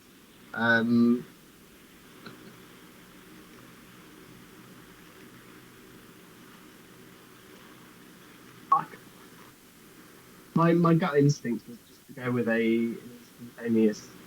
This is the information. This is where they are now.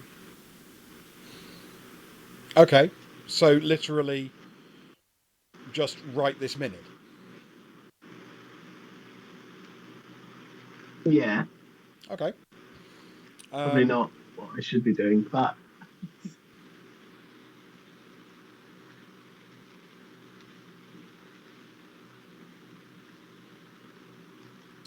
all right. So we're talking about +5 minus 1 is +4. +3 with the short. Okay. So you need to roll the power level of +3, essentially. 3 success levels with your magic. And in order to hit that,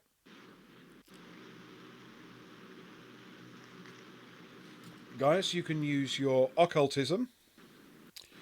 I'm sorry, your sorcery, not your occultism, as your quality. yeah. And so that's a 5 plus your intelligence, which is 5. But in this case, because it's something of a concentration, I think your willpower is probably better. So you can have +11 to your roll.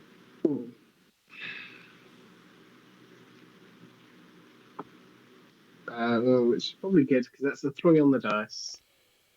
So that's a total of 14. 14. 14 is just enough. Cool. It is only just. Such a badass. But 14 Go on. is On a success 3. level Amazing. 3. It's a good job you decided that would be like instant. Yeah. Okay.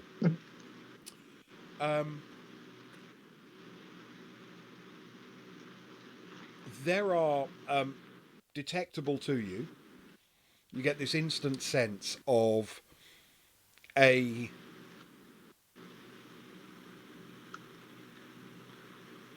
few monsters and creatures of ill repute dotted around the city, but generally speaking, scattered out in the outskirts, hiding in dark alleys and cellars. The places you'd normally expect to find such things. But there Yeah. is a big concentration of vampires. It is dozens in number. And it is centered very much on Crassus's house on the Palatine. I knew it! His arm just pings up and points in the general direction. And he says, "There's." Yeah. Clarissa doesn't even need to hear him speak. She's moving. Okay. He runs and catch up and says, "There's a lot." It's okay. I have 2 weapons. We're fine. Where's the as we're moving? Where is the procession at the moment? Are we moving through the procession, or can we skirt it, or go? You descend because you were running. Because you were moving on its flank, and it's quite long.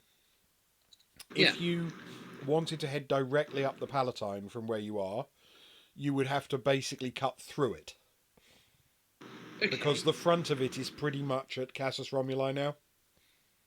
Okay, but what we could do, I suppose, is go up towards the end of it, clip the back, and then go up the road that leads directly to Crassus's house.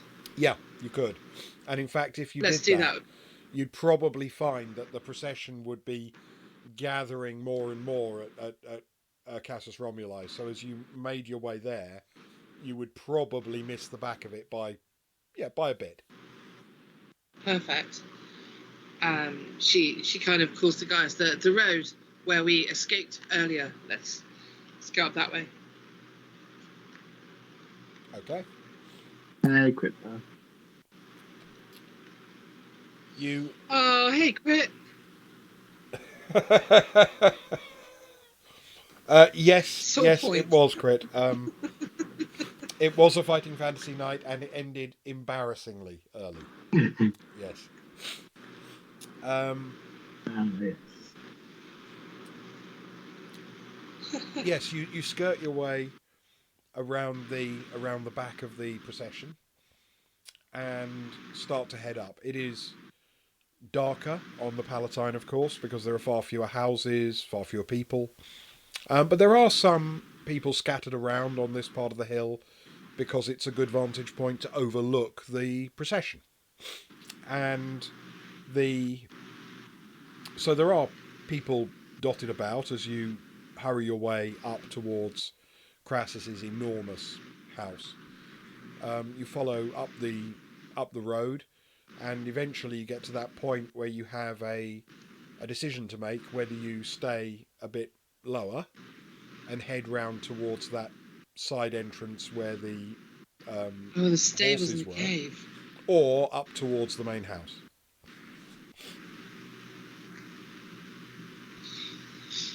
Is there a way that we can stay on the outskirts of the estate, sort of relatively hidden, and just get an eyeful of what might be going on up there? Yes, particularly in the dark. You could walk along the sort of lower run of buildings that form part of the baths there on the eastern side of the Palatine.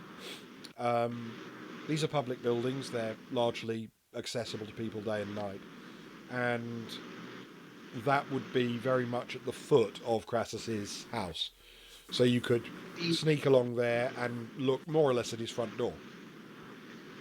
Yeah, let's do exactly that. Okay. In fact, to get an even better vantage point, Clarissa's going to somehow vault onto the roof. And then I'm assuming it's like a pitched roof, so she could crawl up the slope and then peek over the top and spend a good few seconds having a really good look without worrying about people catching sight of her. Okay. That sounds like a good thing to do. Said in a way that makes me think it's terribly not. That's an acrobatics check. You have acrobatics 6. You can add your dexterity of 6, so it's plus 12. Plus 12. Okay, let's really see. sounds awesome. If this is where I roll my 10 tonight, I'm going to be very unhappy. 1d10 plus... I got 14. I rolled a 2. Okay, 14. Yeah. Now, I might suggest that this would be an opportunity to use your drama point. Oh, yeah, I forgot about those. Because Okay, yeah, so what... there are a number of things you can do with the drama point, but you can spend one of those and gain plus 10 to any roll. Let's do that then. That seems like a thing that I need to do. I rolled a 12. Yeah, drama Excellent. point taken. Thank you. So that's a total of 24. This just seems like a good one to do it on, if you know what I mean. That's 7 success levels.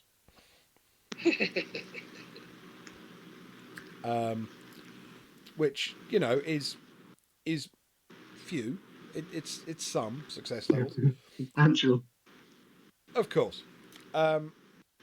It's the middle of the night, so this is the natural hunting ground for a slayer in this circumstance. You trot along the front of the baths, and then, without even breaking stride, just bend your knees and fling yourself into the air, landing perfectly balanced on the roof, but also in complete silence. It's an astonishing move. Absolutely supernatural movement. There is no way that someone without your kind of skill could possibly have done that. And you run up to the point where you're close to the pitch of the roof and crouch down there, peering over the top. And you're looking straight at the front of Crassus's house from a position which actually gives you a view of the entire front of the building and a little bit of the ground in front of it. From where you are, the house does not appear to be brightly lit. There are a few glowing rooms in there, but not extensive numbers. And there don't appear to be any people milling about. Nothing obvious going on. Now, he's got a little temple tucked away in there, right? Because that's where we popped up earlier. She whispers down to Clarissa, down to Gaius, "Hey, Gaius, do your pingy findy thing again. There's nothing happening. I can't see anything. It's weird. It's dark and it's quiet. I don't know where they are, but do your ping. You know, the whoop, the thing. Do it. Just do it." Okay. She has no idea to describe the amazing feats of knowledge and occultism that Gaius does. She has no words for it. Right. Same one? Same spell? Yes. Yeah, same thing. I think. Obviously now we're closer, so he should realistically, I suppose, be able to get an idea of which side of the building, not necessarily. I think that's probably true, yeah. Since you can now see much of the building, you probably have a much better sense of where they And also, were. we've been here before, so we have a really good an idea of how it's all laid out and where everything is. That's absolutely right. From where you were before, realistically, all you could say is over there, and it's, where we know. But from here, you're much closer to the building. Okay, so roll a sorcery plus willpower for me. That's plus 11. Oh, go on. That's late. That's 19. 19 total. With 19 total, that's a 5. That's a comfortable success. Once again, your senses reach out. The concentration appears to be very tightly grouped in just one part of the building, and though you haven't actually been to this bit of the building, if you were guessing, you would say it's directly behind the front door and a little way further back. So probably in the main atrium of the building. Again, he'll throw up his hand and he'll point.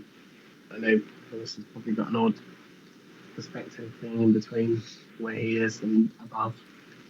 And he'll Guys pointed whisper directly back at the front door. up. They're all there. At least all the vampires.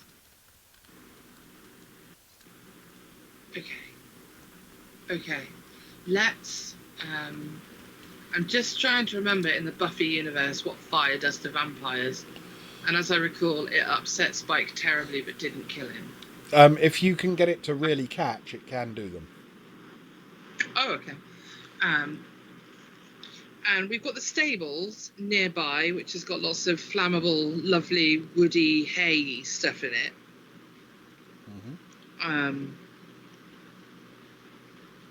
Okay, she very quickly formulates a plan, which is essentially, guys, let's barricade this road, set fire to it, and then put a fire outside the front door as well, so that if they try to escape, they're not going to be able to get away. And then,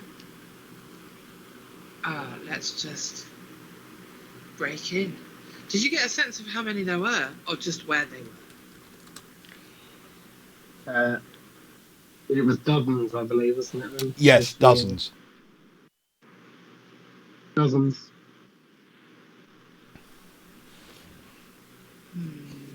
I don't know how I feel about sending her into a fight with dozens in the plural is at least 24, maybe 36. Knowing Ben, more likely 48. So that would be a lot of very good rolls, and I'm not sure she's got it in her. What's the house made out of then? What's it made out of? Yeah. Stone. But it's got windows that are glazed, that are not glazed. Glazed windows. Glass windows with relatively small individual panes with leaded frames and dividers. So leaded frames that act sort of like bars that prevent people from coming out of the windows. I mean, they certainly would have that effect, but really it's because it's hard to make really big sheets of glass. So it's like a stained glass window, but all of the pieces are just clear. Beautiful. Okay, dozens in a house with one exit, I'm assuming. Let's start the fire in the house.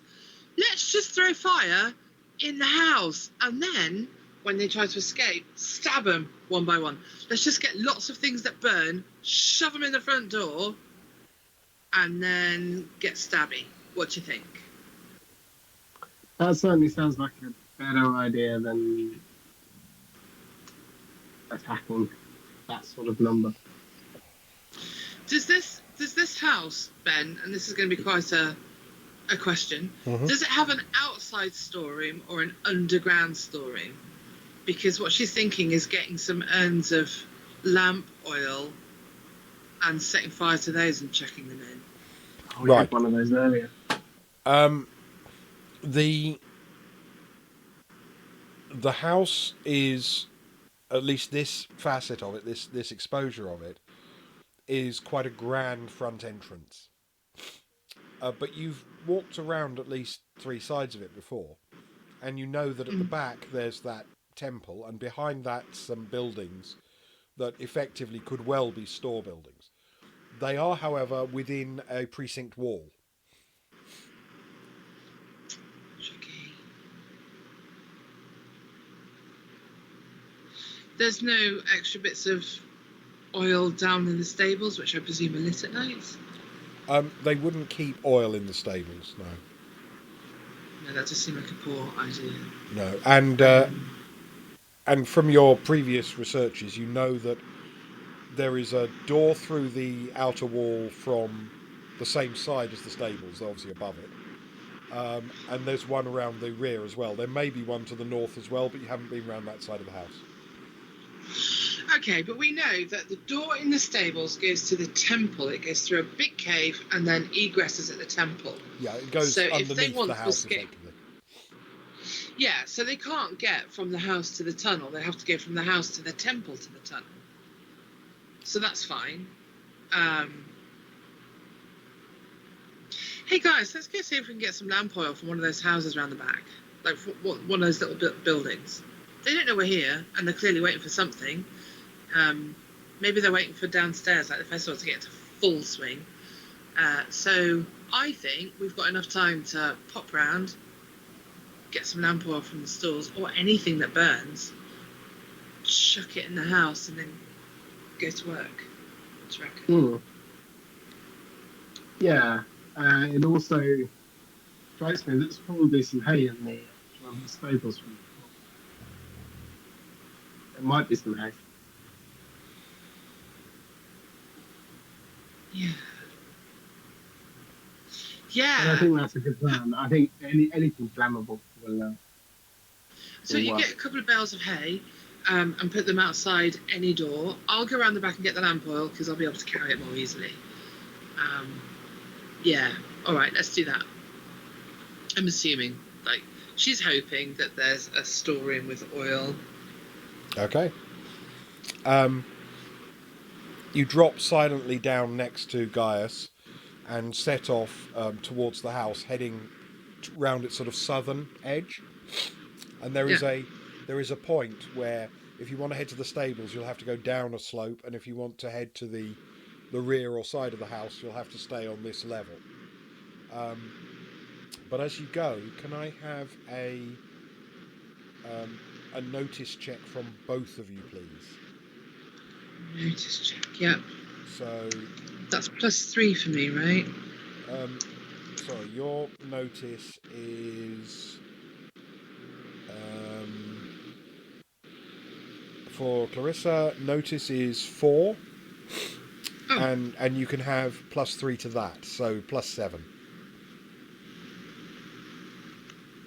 For Gaius, it's +3 and +2, so +5. 12 for me. Okay. And then there's a 10 for me. Oof. Okay. All right. So a success level 1 for Gaius and level 2 for Clarissa. Okay. As you sort of rejoin together and start heading quietly around the side of the house,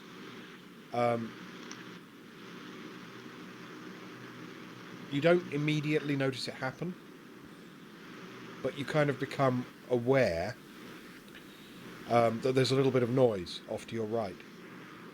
And as you glance across, it's dark. It isn't well lit and it isn't well illuminated, but you get a sense of figures moving from the house and leaving and heading down towards the forum. Oh, bugger. We're too slow. Can she gesture to Gaius before, like, I take it what at the exact moment that we would break apart? Mm-hmm. So can she tuck his sleeve and just silently do the universal cut-off signal and point? Sure. Okay, so she does that. He'll nod and sort of shrug. What now? She pulls him to the side so that, like, as covered as they can be in a hurry, and then whispers, let's start at the back. Let's wait for them all to come out and then start at the back and kill our way forward.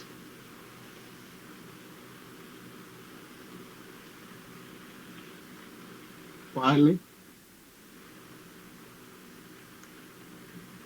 Okay. And do we have an idea of how many there are, Ben? Now that we're aware that they're there, can we get a better look? It's at really them? very dark. You've got a sensation of movement. You know they're out there, but the reality is vampires see really well at night, and humans not so We much. need to stay in. Yeah. So they don't necessarily need a torch. Can we retreat to a place where we get eyes back on the house? Yeah, well, actually, where you are, you've got eyes on the house, but you could probably just sneak up close to the wall of the house and peer around the corner. Yeah, just so we can watch them come out.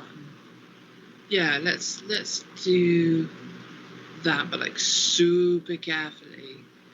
We're gonna try and get a view of the front door, like, or wherever we think they're coming out. I'm assuming it's the front door. It is the front door, yeah. Okay, so yeah, let's do that. Okay.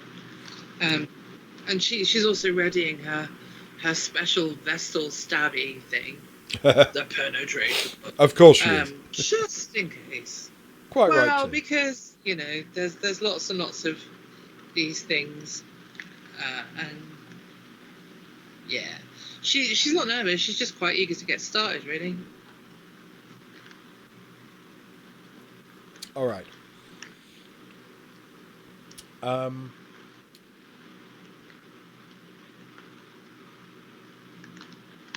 As you peer around the corner, you can see shadowy figures moving through the night. They're not bearing any torches. They're not lighting their way as they go.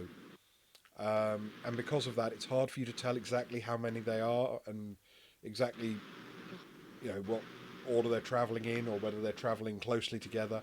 You've just got this sense of footsteps and movement as they head down the slope, past the baths and out towards the forum.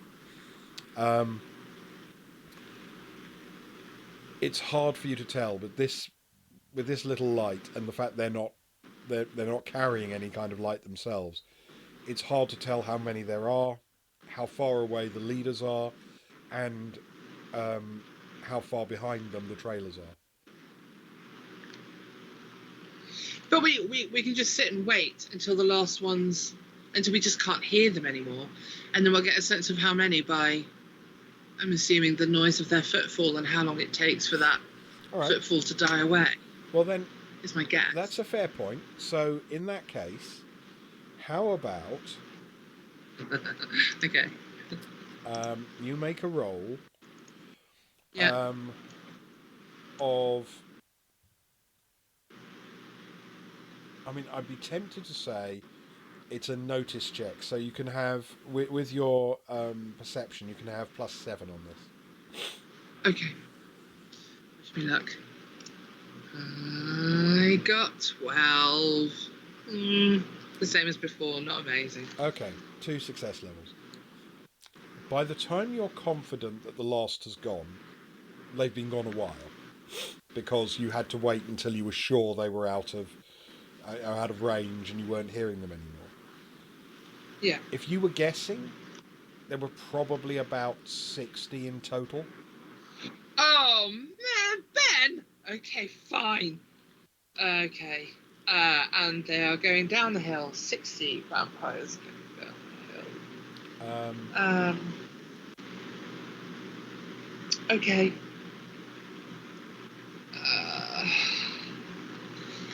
Guys, there's loads. Let's start at the back and just work forward. And she gets another stake, so she's dual wielding woody things now. Cool. And she says, look, they must all be vampires because a human wouldn't be able to walk that quietly in the dark, even if being guided.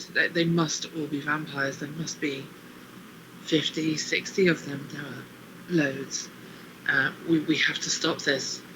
If they reach the festival, it's gonna be slaughter, and nobody will know that they're coming. We have to just kill as many as we can. Guys pulls out his stake, pulls out the wooden mallet, and To spin the wooden mallet round in his hand and drops it on the floor. Yes. Right, fix it up. This can only end brilliantly. Clarissa gets the mallet, breaks the head off against the wall, and turns it into a stake. Oh. Okay. But vampires or bankers, indeed, or worse, both. Yeah, so she's gonna, as quietly as she can, but that balance between haste and silence. She's just gonna start at the back and stab her way forward, and take as many as she can as quickly as she can. Okay. You start to head off in pursuit. You're moving relatively slowly as well because it's dark and you can't see where you're going. Yeah. And very quickly you start to detect the slope turning down, and you can see the lights of the Forum below you. And that actually helps a little bit because periodically you catch a bit of a silhouette of one of the figures in front of you. Yeah. And as they're heading down towards the Forum, they aren't staying together. Ben, you are tricksy! Some of them are sort of bearing towards the northeast, cutting across the northern end of the Forum. And some seem to be heading southeast down towards the southern part of the Forum. But even within those two sort of broad lines, they seem to be spreading out as well. So there aren't As if sort they're of about two to groups. surround something. They are Where? they are spreading through the city. Guys, we got it out fast, and we got it out now. How close is she to the nearest one? Maybe 40 or 50 meters. Okay, can she do some heroic shit and get closer fast? And hopefully, like, wherever there might be a group of 4 or 5, she just wants to get busy. Okay. The closest group is probably some of the ones heading to the south. And they are probably the easiest to spot as well because they're not just silhouetted against the lights from the temples in the Forum, but also, of course, down there you've got the crowd, and they've got lanterns and torches with them. So this group, they are scattering a bit among themselves, but some of them are relatively accessible. Yes. Okay. I'm going to need How many? In this group, I mean, Yeah. probably 3 or so. Yeah, 3. That's disappointing, but okay. 3 down, 57 to go. All right, let's just get going. Okay. So you're going to try to sort of sneak up on them. I mean, sneak versus just be really fast, because they obviously think that they got this whole thing in hand. They are moving in the open, in a massive group, onto what they assume is a completely vulnerable ritual, and they're not going to be expecting her, so she can just take a run at them and just get there as quickly as she possibly can. All right. And she's able to take these 3 out even before they realise they've been hit. You do have the fast reaction time quality, and you are the Slayer. So you will come upon them fairly quickly. There's no doubt. If you actually run, you'll be there fast. I'm going to... But also, she's able to run and prepare with a little bit of acrobatics for some flippy, jumpy, stabby. I'm going to ask that you make an acrobatics check with your dexterity, so that's a plus 12 roll, please, to start with. Okay.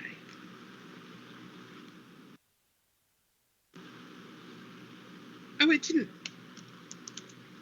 Sorry. Plus 12. 15. Oh my god, my rolls are terrible at the moment. Okay, that's success level 4. Okay. Fair enough. Oh, okay, fine. My rolls are pretty good at the moment. Fine. Okay.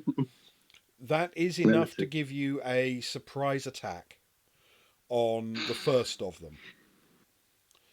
So, since you're going armed with your stake, that's One in each hand. I would argue that I could stab 2 at the same time.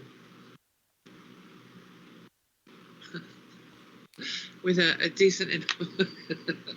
Maybe I'm pushing my luck, but I do feel like she did say that she's got a stake in both. I don't see why not. Actually, you can give that a shot. After all, you're getting to pick the exact moment of the attack, so there's no reason you shouldn't be able to pick the moment where you can hit 2 at once. That you can time it so when they're close together, you make your strike. Why not? Okay. Perfect. Thanks. So it's medieval plus melee in this case, so that's a plus 12 roll for me, please. Okay, 1d10 plus 12. Come on, Clarissa. And you can use a drama 19. point if you'd like to. I think we need to save those. I think this is first 3. We've got a little ways to go on this one, I think. So plus I rolled a 19. I'm perfectly happy with the roll. A 19. Okay. Yeah. All right. So can you roll some damage for me, please? Sure. How? Aha. So the base damage is 2 times your strength. So your strength is 6. So each of them takes 12 points of damage, Okay. except that one of them is presumably taking the hit from your special stake. Ooh, yeah. That's in my left hand. So I'll make a note of that. But yeah, I did. My intention at the start was that special stake would be in the left hand and a dagger in the right, but now she's got a stake in the right. So yeah, special. Okay. Special. And that essentially means one of them took 12 and the other took 18 points of damage. Oh my god. Now I'm going to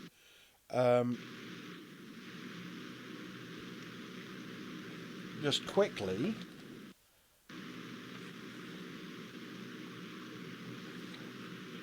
check this. Hold on 1 second.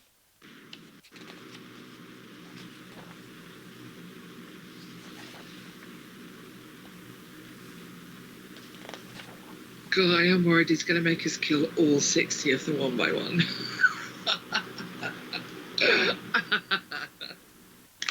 Okay. 2 by 2. All right. Can you roll different wind show? Yeah. Can you roll a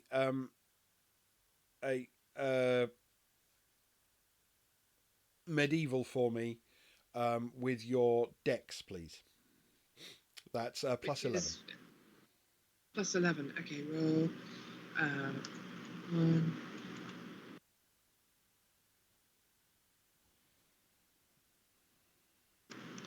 Plus 11. Okay. Oh, sorry. Roll 1d10 plus 11. Okay, 17. 17. Okay.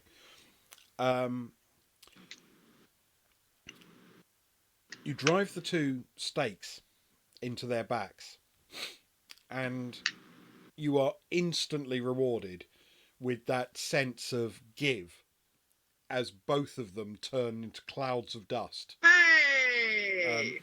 You've managed to strike the heart on both of them with your initial thrust, and those 2 are done, and essentially silently. Oh, so number 3 isn't aware that this has happened. He is not. Nice.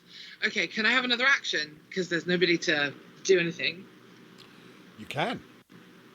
Okay, can I in a very Buffy sort of way, tap number 3 on the back and have my stake already drawn.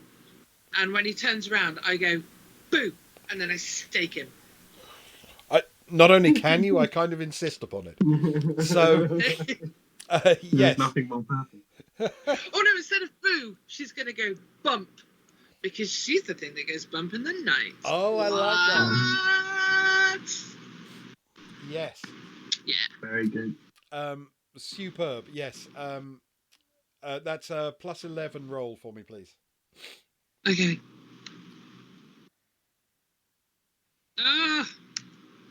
Right.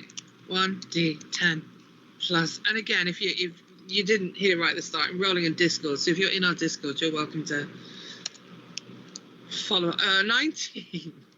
Okay, it's just epic. I'm sorry. Smoothing 19. my eyebrow on that. Yeah. This is a very good roll. The vampire turns around a little bit startled that someone's tapped him on the shoulder. He sort of looks across with slightly befuddled face, and you say, "Bump," which makes no sense to him whatsoever. And he's still processing what on earth this can possibly mean as the very last thought crosses through his mind. And he turns to dust. I now think 57. It just says whatever bump is in Latin on it. Bumpus Maximus. She has an urge to clench a fist and raise it in the air and offer it to Gaius to see if he would also clench a fist and raise it in the air and then touch those fists together for some reason. But she's literally 2,000 years ahead of her time. So instead she looks for the next group. Okay. 3 vampires down. In front of you, you can see, basically you're now following the path of those who are heading towards the south. Yep. And you can see in front of you scattered groups of vampires, some peeling off into the forum, some hugging tight to the side of the Palatine Hill, and some you can now see in front of you are beginning to filter into the big crowd at the Casus. Bad. The Casus Romuli. And she just wants to do as many as quickly as possible. So the ones that are splitting up, not interesting her. Let's do one. Got it. She wants to just biggest groups. She's going to go to as many groups as possible. Okay. And she's finding her flow now, so she's going to go from one to the next to the next. All right. And you start charging down the slope as fast as you can go. Can we please have from you an acrobatics check with Dex? So that's a +12. 1d10. I'm so sorry, Ewan. Gaius needs to do some Go. I'm loving it. Oh, 20. 20! Okay. That's upset. You charge down, and over the course of the next couple of minutes, in a cinematic cutscene, you dispatch about 10 more vampires, striking left and right through one and another, eventually reaching the point where you're at the back of that crowd of people, and you can no longer proceed without filtering through people. They're holding torches. You glancing in front, you can still see, a vampire here or a one there, but they're making their way through the crowd and milling about. They don't seem to have attacked anyone, or don't seem to be causing any trouble.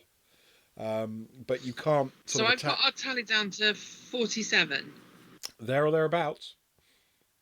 Nice. And okay. Gaius, what are you doing while this is going on?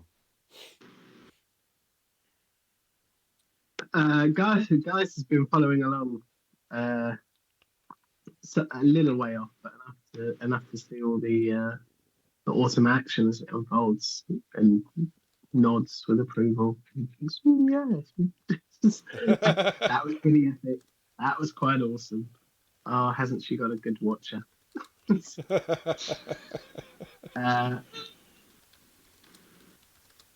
And as she reaches the crowd, I suppose he fights to catch up. And if there are any stragglers, he'll attempt to.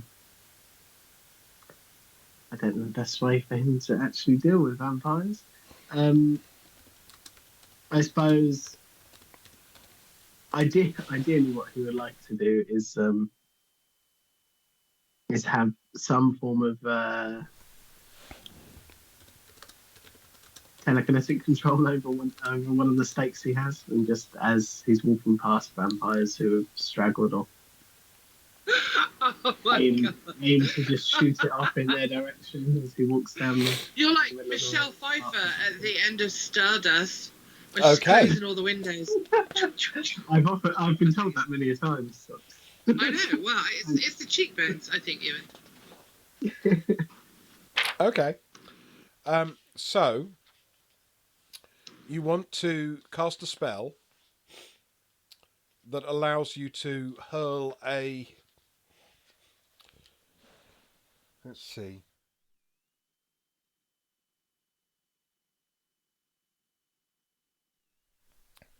To hurl I a sort of stake imagined at Yeah. I'm potentially. imagining it like a stake going through the vampires like a knitting needle, or like beading them. It's kind of amazing. It's more spectacular than what I did. Damn you! No, it's not. Okay. So that's +1. Is it one stake at a time, or are you thinking of multiples? I'm not going to get greedy. Probably just the one stake. Okay. He's twirling the remains of the wooden mallet in his hand as he walks down. Not using it for anything. No. That's +2.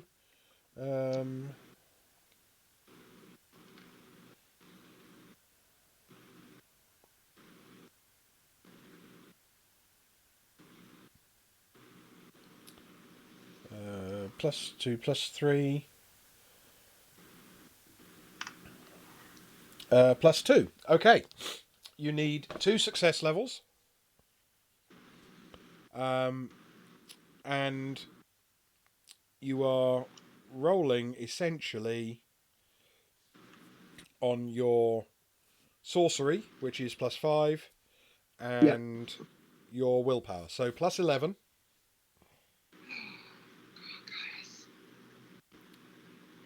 That is a 5 to make 16. Comfortably, you've achieved your success levels. So you're sort of holding the stake quite discreetly in your hand. You find a vampire that's right on the edge of the crowd. No one seems to be paying much attention to him. And you don't even make a flick of your wrist. You just release the stake at the relevant moment, and instead of dropping, it flies as if it's on a wire directly into the back of this vampire. And you too are rewarded with that slight puff of dust that indicates that the vampire is gone. A couple of people may have sort of seen something out of the corner of their eye, but by the time they turn to look, there's nothing to see. Oh, it's the wonderful advantage of not actually being anywhere near it.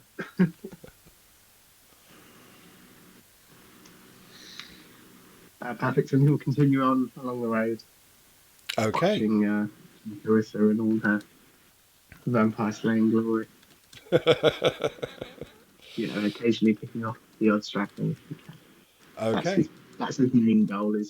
I get the feeling he kind of knows that at this point she's well and truly fired up, and she'll be going after the larger groups, the bigger numbers, the bigger impact. Well, the problem you're going to encounter now is that the vamps are now in the midst of the crowd and picking their way through. So it will be very hard to attack them and not be noticed doing so. I mean, not necessarily by the vampires, but by people. I think it's the opposite. Because in a crowd, people are touching you all the time. There's lots of physical contact. You just assume people are going to be trying to jostle to get past to whatever for a better view, to catch up with their friends. And so they are so confident that they're not worried about who's touching them. So I think she can just pretend she's a member of the crowd, but instead of brushing past them, she's just going to stake them as she moves and then just occupy that space. All right. Okay. So as you start picking your way through the crowd, can you roll a notice for me, please? Yeah, that's +7. Yes, that'll be +7 for you.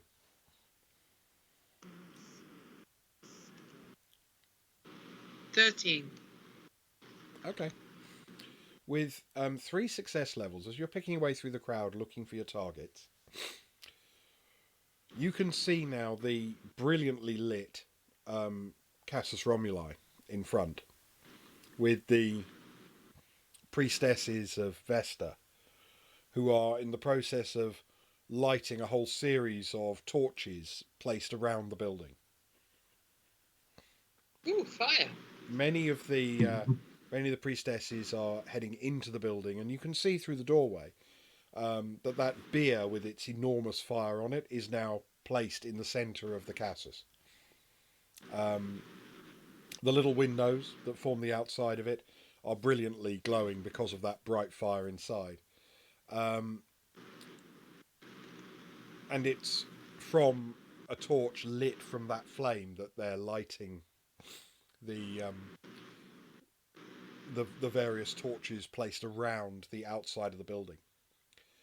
But as you watch, you see one of the vampires at the front reach right up to the building, and he, first one of them, and then a second, and then a third, pull out from their cloaks a torch of their own, and they light it from these flames that are around the Casus Romuli. They look left and right, check that the others have managed to light theirs as well, and then they hold the torches well above their heads and begin to move back through the forum to the northeast. And that's where we'll call it for tonight. No! Okay. So many questions. What? Why? Well, our one shot goes to 7 episodes. That's going to be great. Thank you so much, This might be a new Ben. record. Oh, But yes, man, thank you, Ewan. But, Thanks, guys. Thank you. It was enormous fun. I hope you enjoyed. Got some proper slaughter done. Yes, significant numbers of vampires. 14. I think, guys, honestly, you need to up your game a bit, mate. I think 13 to 1. That's a bad ratio even for you. We've all got our jobs. Some of us. Yours is to kill one at a time, but look really cool while you do it. That's fine. I get it. Some of us have got to dispose of multiple vampires. Yeah. So what? And you know, you do potentially have the ability to do sort of area of effect things and stuff like that. Yes, yeah. So it is actually possible. Anyway, thank you very much, everybody. Excited for the next one. Thank you for playing. I hope you enjoyed. Thank you for watching on either live or on VOD. Thank you very much, everybody. And we shall bid you a fond farewell and good night. Bonsoir. I don't think there's going to be anything on Monday. Oh no, there might be on Monday because Luke will be back, won't he? So we may have we may have some CLD action on Monday as he plays through some it's called Kingdom Come, I think it is. And then next weekend we will have our usual full slate of stuff on Thursday and Friday and Saturday and Monday. So until Monday, or until next weekend, thank you very much and good night. Good night. Good night.